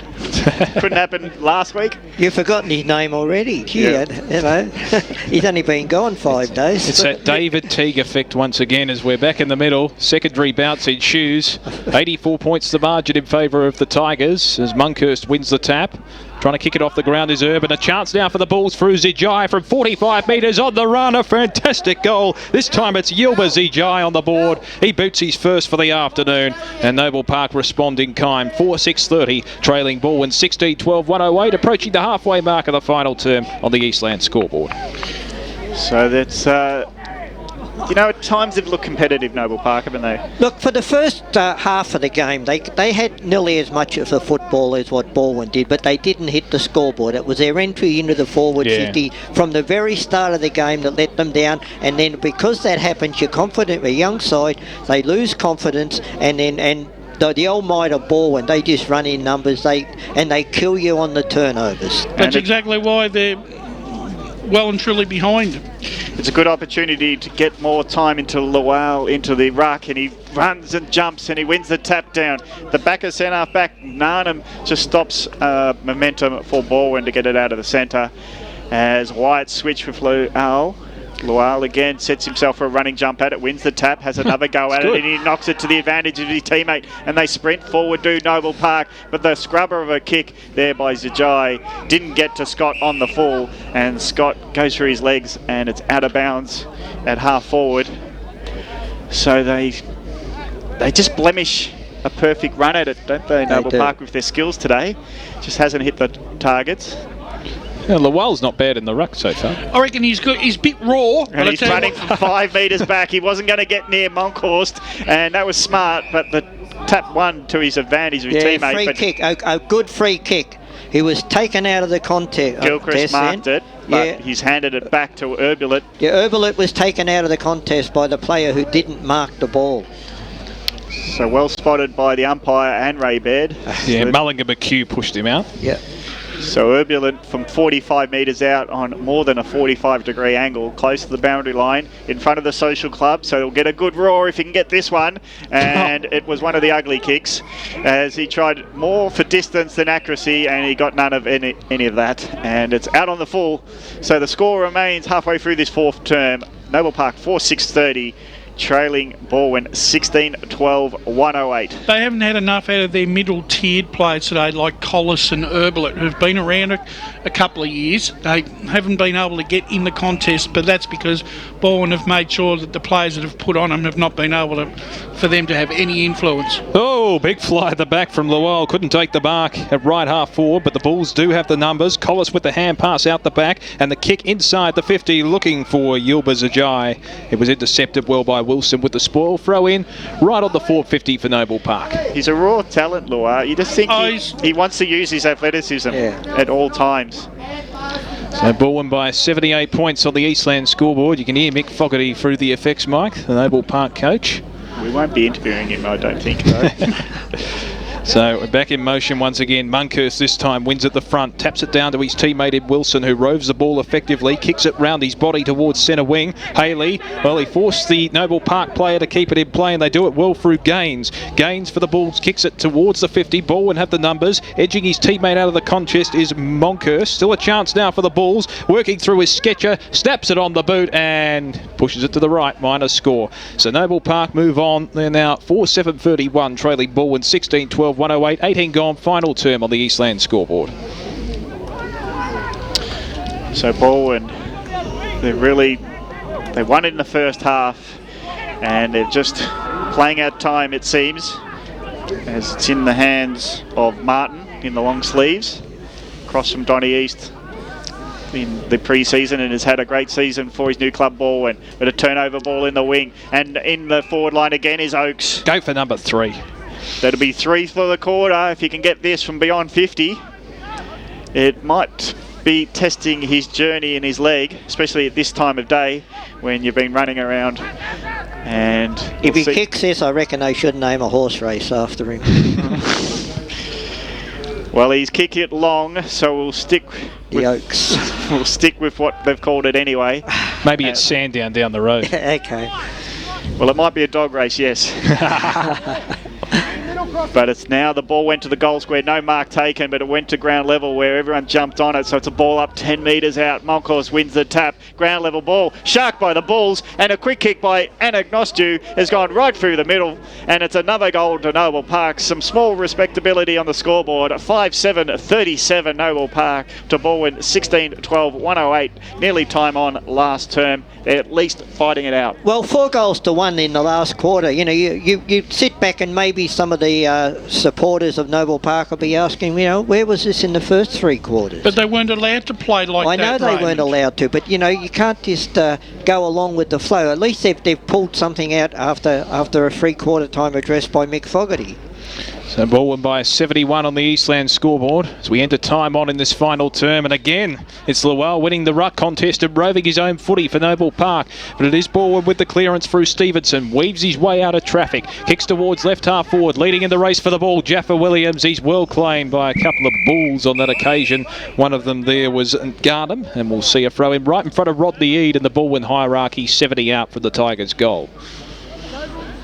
I think Balwyn have taken their foot off the accelerator to an extent though, Ray. Oh, there's no doubt they have, but you know, you've still got to get the goals, and they've got 4-1 this quarter. Monkhurst won the tap, but it's Collis with the clearance for Noble Park. Kicks towards centre wing. Good mark out in front on the chest by G, who was prominent in the first term but went missing. G towards centre half forward. It's a 1-on-2. Flying in from the side there was McDonald. Forced a contest. Kick towards the goal square. It's marked and goal by Bailey Lambert. He puts his first on the board, and Noble Park gaining some respectability on that scoreboard. They're 6-7-43, trailing Balwyn 16-12-108. 21 minutes gone, final term on the Eastland scoreboard. So Rodney Eade was telling the truth at that 3-quarter time, wasn't he? Well, remind everyone what you're talking about. Yeah. Well, he did say that they would just take their foot off the pedal a bit and coast the win. 5-1 in this term. Yes. But in some ways, they still want to think about the percentage. Well, of course you do. You've got to play the game out. But in particular, when you have a rest next week. Both these sides don't play next week, so they've got plenty of time to recover. So they will be second on the ladder as it stands at the end of today. But again, Noble Park get out of the middle. Wow, Collis was in there again. His hand pass hoping for a runner, but it didn't eventuate. But it's been bundled forward. We're in the way with Smith. Smith's quick release hand pass. They're sharing it backwards to Gilchrist, who finds some open space as they go back towards goal. He runs himself into a bit of a tiz, but he gets a hand pass to a teammate. And stepping around beautifully there was Bain. Long kick goes towards Monkhorst, who plants himself on the wing. Gets to ground level where all the Rovers are there for Balwyn. Cross hands it over to the running Stevenson. Stevenson's long ball gets towards Haley. Haley pushes his opponent underneath it, but it doesn't sit for him as he ran into the pocket. But the ball bounces out of bounds and it'll be a ball in, 30 around from Balwyn's goal. Tell you what, Mullinger McHugh has had a big game this afternoon. He's got to be in the votes, I reckon. He's done some really good work around the ground. So it's another, Monkhorst gets front position. Lowell's not going to get around that big frame. Haley skirting around the pack, gets it in the pocket, hooks it around the body, bouncing ball the other side of the field and out of bounds for another boundary throw in, but this time on the left side, going towards the Mutimer Street end. That goal face with the sports cover post reminds me of the old Waverley Park, where it's relatively straight in the pocket. Yeah. So throw in. Balwyn leading by 65 points late in this Queen's Birthday clash. Monkhurst stayed down, roved his own footy and kicked the goal, the big man. How about that one? Riley Monkhurst kicks his first on the board, and Balwyn, they claim their second of the term. They're 17-12-114, leading Noble Park 6-7-43, 23 minutes gone, final term on the Eastland scoreboard. That's a surprise. Reward for effort for Riley Monkhorst. He's toiled manfully in the ruck this afternoon, and he's done a good job. He's done a really good job. He certainly has. Look, last week, as you know, I went and saw Noble Park, and young Jake Gaines was dominant in that game, but he certainly hasn't had much of the football. Monkhurst has certainly won in the rucks today. Yep. He's been manful in the ruck, Riley Monkhurst. 71 points to margin in favour of the Tigers on the Eastland scoreboard. Almost 24 minutes gone, and it's the Tigers with the clearance once again. Monkhurst overran it. Jaffa Williams applies the tackle. It's 70 metres out for the Tigers' goal. Monkhurst and his teammate Smart apply applying the tackle, and will be a stoppage. 65 out from the Balwyn goal. One thing Rodney Ute be really happy with is that they've had 10 goal kickers today. You know, you've got a big spread of goal kickers. Lual won that ruck contest uncontested, but it's Cross with the kick off the ground, forcing it inside 50, into the path of Jaffa Williams, runs onto the loose ball, finds space, hands it off to O'Regan, who snaps it towards goal. That's and a I think goal. he's put it through. Great goal for the Tigers. Another one. They move on to 18-12, 120. Noble Park 6-7-43. 12 goal kickers, is it now? 24 minutes gone in the final term on the Eastland scoreboard. He's had a good game too, O'Regan. He hasn't done much wrong either. Brash, you can look right across the whole Balwyn side. There hasn't been a mediocre player. Every one of them has done their job. That's why it's going to be very hard for the votes this afternoon. The only problem is that the defenders haven't had much of a look at to get themselves into votes, but they haven't barely lost the contest, Pendlebury and co. So it's back in the middle of Pat Wright's senior oval. Balwyn restoring a bit of their humongous lead that they had at three-quarter time. It was 88 points, and now it's 87. There they go again. So O'Regan sprints out of the middle, goes long. Haley's in back position. He tries to put his opponent off by pushing him towards the ball, but it's built there by Glenn forward. In the pocket it is. It's a disputed ball. White's there to help out the defenders. Hand passes to another one of his teammates, and they're trying to run it out through Marson.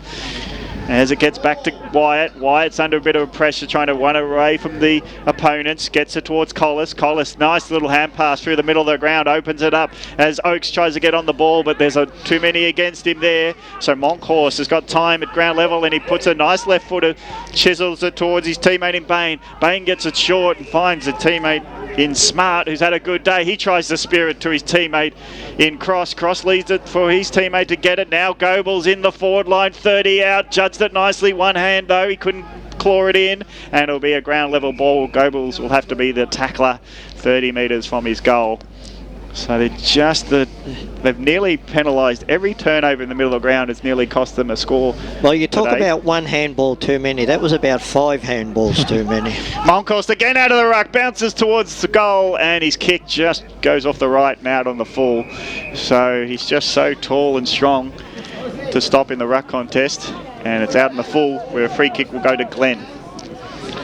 So Tommy Glenn, we're on the left back pocket position. Let's head boundary side with thanks to car sales. Ben Warren Smith. Well, I suppose we expected a little bit of this in the last term from Noble Park, a bit of a comeback, but I'm just down here with the Balwyn faithful. We've had a smile on their face all day, and especially the president, Richard Wilson. Richard, it's 3 in a row now on this big event, the Queen's Birthday Clash. It's something you must be really proud of, being even part of it.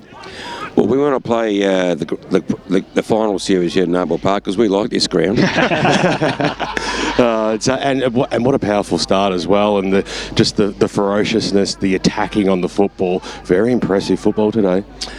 Well, I think we got taught a lesson last week against Vermont, and I think the boys came out and wanted to come out today and show a bit more spirit and what they're really about. And we did. You're right. We came out 7 goals to zip at quarter time, and the boys have been terrific today. Absolutely fantastic, and a great response to we got cleaned up by Vermont, and we understand they're the benchmark. But for us through the season, at this point of the season, to go in 7-2, they're showing great resilience, our boys. So very impressive today. Great to see Balwyn back where we like to see them as well. Enjoy your evening. Well, it's where we should be, Balwyn. We're just a battling club. Thanks, Richard. Good stuff. Richard Wilson, the Balwyn president at ground level with Ben Warren Smith, with thanks to car sales. You agree with that? We love his humour, don't we, Richard? Jeepers, Richard. He's got a dry sense, I like it. Oh my God. It's on this outer wing. Balwyn leading by 77 points on the Eastland scoreboard. We reached the 28-minute mark of this final term. Cross keeps it in play, finds inboard Alex Urban, and the Tigers move it forward on the counter inside 50. Goebels has space. A one-on-one contest. It's spoiled away from him. Leading in the race for the ball there is the Noble Park defender in Anthony Marson. He has support. Good hand pass. It was well affected there by Zajay. Still a chance now for Marson. The ball eludes him with the fickle bounce. Trying to break through the tackle there is Jordan Marson. He's gang taken to the ground, and we'll have a ball up 55 out for the Balwyn goal. So a plethora of space in that forward line for the Tigers. They've capitalised on that this afternoon. reaching the 29-minute mark of this final term on the Eastland scoreboard. It's Balwyn by 77. Monkhurst wins the tap. Both ruckmen went in at 110% on that occasion. Trying to break clear for the Bulls is Collis. His kick dribbles over the line. Well, they'll throw him right in front of our commentary position between half-forward and centre wing for the Tigers. What a performance, a complete performance from Balwyn. Yes, it's a true four-quarter performance from them this afternoon. Maybe with the exception of a 5-minute lapse early in this term, but that's in junk time ultimately. Neither ruckman could get an effective hit out, but it's Noble Park with the clearance. Kyle Martin slaps it forward into the centre of the ground. They link up well. Martin receives the hand pass from his teammate Ed Nelson. Kick towards centre half forward, missed the target. Taylor Gilchrist mops up with space out the back. In the defensive back pocket, he chips the pass and finds his teammate there in Martin. Martin chips it over the top. They work it forward methodically to Cross, who's been relatively serviceable today. Cross back to his defensive goal face, and they chip it across their half-back line. Eventually it ends up with Urban, slowing the pace down here, the Tigers. And it's just going to be a kick-to-kick formation as we approach the 30-minute mark of this final term. Taylor Gilchrist took it on the half volley, sketches on his hammer, did get his kick away in the end to Martin. It's at right half-back, Urban chips it to Jaffa Williams, who slows it down in front of Kyle Martin. I didn't think that was 15. Well, 25-metre penalty. I think Taylor Gilchrist might have been felled off the play there. Or it could be a downfield free kick. We'll have a look. I didn't think that one did travel 15 metres. Well, Jaffa Williams, the recipient of a 25-metre penalty, looks towards right half forward. Cross flew high for the mark. It was well spoiled in the end by the Noble Park defence, and we'll have a ball in 75 out from the Tigers' goal. It's just allowing Balwyn to play a bit of tempo footy if they can. It's all learning on different wavelengths though.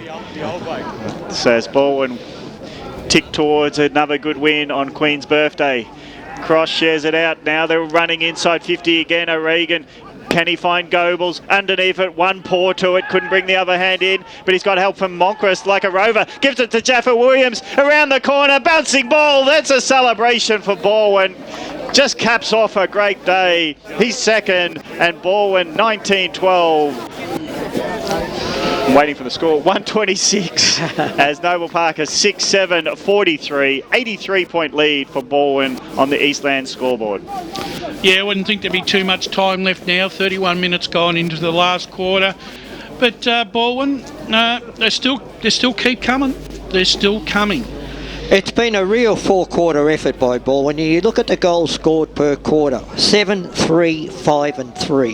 You know, it's been a four-quarter effort. They've been relentless. Yes, they've certainly flexed their muscle in Premier Division today, that's for sure. It's Mullinger McHugh winning the tap, but Martin provides the clearance for the Bulls. Kicks towards centre half forward. Flying high there was good play from Scott. Read the ball well. Kick to the top of the square. Zajai did well. Read his opponent out of the contest. He was well tackled. Good recovery from McDonald. That was brilliant for the Tigers. Still a chance though for the Bulls. Hand pass came from Marson. It's 10 metres out from the Noble Park goal, but the Balwyn defence, as they have been all afternoon, resolute, and the clearing kick out wide is taken by Smart at centre half back. Looks towards the outer wing. O'Regan in space. Has the feeder there in Stevenson, who goes for a run. Spearing ball. It was a grubber of a kick. In the end, Luell managed to intercept, but well played by Jaffa Williams. Looks in ball, but the hand pass. There's the siren. It beats all comers. And Balwyn register another win on Queen's birthday in the most convincing fashion. 83 points here at Pat Wright Senior Oval. Balwyn 19-12, 126, annihilating Noble Park 6-7-43. What a statement. Yeah, well, put this way, they've done everything right this afternoon, Balwyn, and Noble Park, it's back to the drawing board. But that being said, we've got a very young side out there this afternoon with not much experience, but let's take nothing away from Balwyn. They were on a mission. They were, as Richard Wilson said, they were shown the light last week by Vermont and wanted to respond. And Gav, they've responded in exactly the way that you'd want them to. And they've put away opponents other than their Blackburn and Vermont loss. They have put away the rest of the field. So they've got a class that's hard to match. When they can spill the ball to advantage, they hit targets, they overlap brilliantly. They are smart when they get forward into open space. They have a bit of class, and when they trust that the game's on their terms, they play some nice open football, and that's how results like this happens. When the teammates trust each other to get it to them, they can run into open space and electrify through that way. Look, it was a great team effort today, but you look at the whole Balwyn lineup now. You go back 3 seasons ago, and Rennie Gilchrist was their gun midfielder. Rennie's not playing in the midfield anymore. He's just running across the half-back line, and with a guy like Rennie who's got, such silky skills with the hand and the foot, and Taylor Gilchrist back there, you look at their whole lineup, Jeff Goebbels, he is phenomenal. He retired, three, maybe 4 seasons ago. He retired after the grand final, and then he came back for the first game the next season, and he's got better as he's got older. Any side, I would say that you asked any coach in the Eastern Football League in Premier Division, Jeff Goebbels would be one of the first players that they would all select, because he's the guy that's going to give you 3 or 4 goals every game he plays of football. Most definitely. He kicked a couple very early on, including the first of the day within the first 30 seconds, and that set the tone for the rest of the afternoon, that's for sure. Let's go through the goal kickers and recap. Cooper Sharma booted 3 goals, 3 also to Charlie Haley. There were a plethora of goal kickers for the Tigers. 2 goals to Jeff Goebbels, 2 to Yaron Jaffa-Williams, 1 early and 1 late, 2 to the name of Bowen Smith, and singles apiece to Kane Smart, Reddy Gilchrist, Tom Wilson, Marco Regan, Lockie Bain, Riley Monkhurst and William Stevenson. And for Noble Park, they only had 1 goal up to 3/4 time, and there was 2 to the names of Nathan Oakes and singles to Yilba Zijai, Ali Zijai, 1 to Anik Nostu, and also a single to Bailey Lambert in the end. So a convincing win for the Balwyn Footy Club, and it'll be interesting to see how they perform for the remainder of the season if they can maintain this consistency. Well, it's up there. If they play like this on any given day, they'll be hard to beat. But obviously they've got to come up against Vermont and Blackburn and redeem themselves. But this is a great win against a long-time rival. That's right. The players just entering the rooms now, preparing to sing the song, Balwyn Football Club.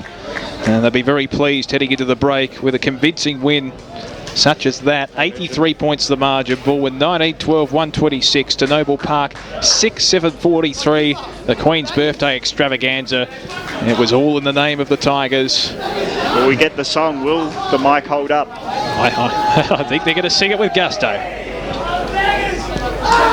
Let's have a listen. I think they're just warming the vocal cords as we speak. What are they, Johnny Farnhams? Just on Noble Park. Here we go, the song.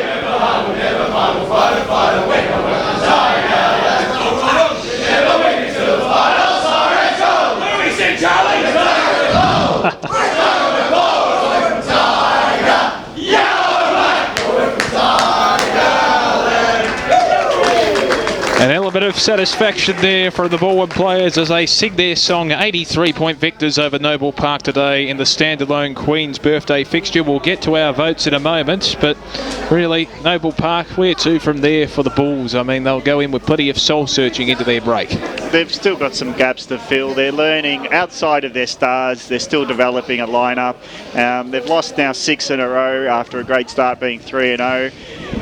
They don't have the physical presence in the middle outside of Martin and Sketcher, and they don't have forwards to go to for just to take the pressure off. I think the biggest thing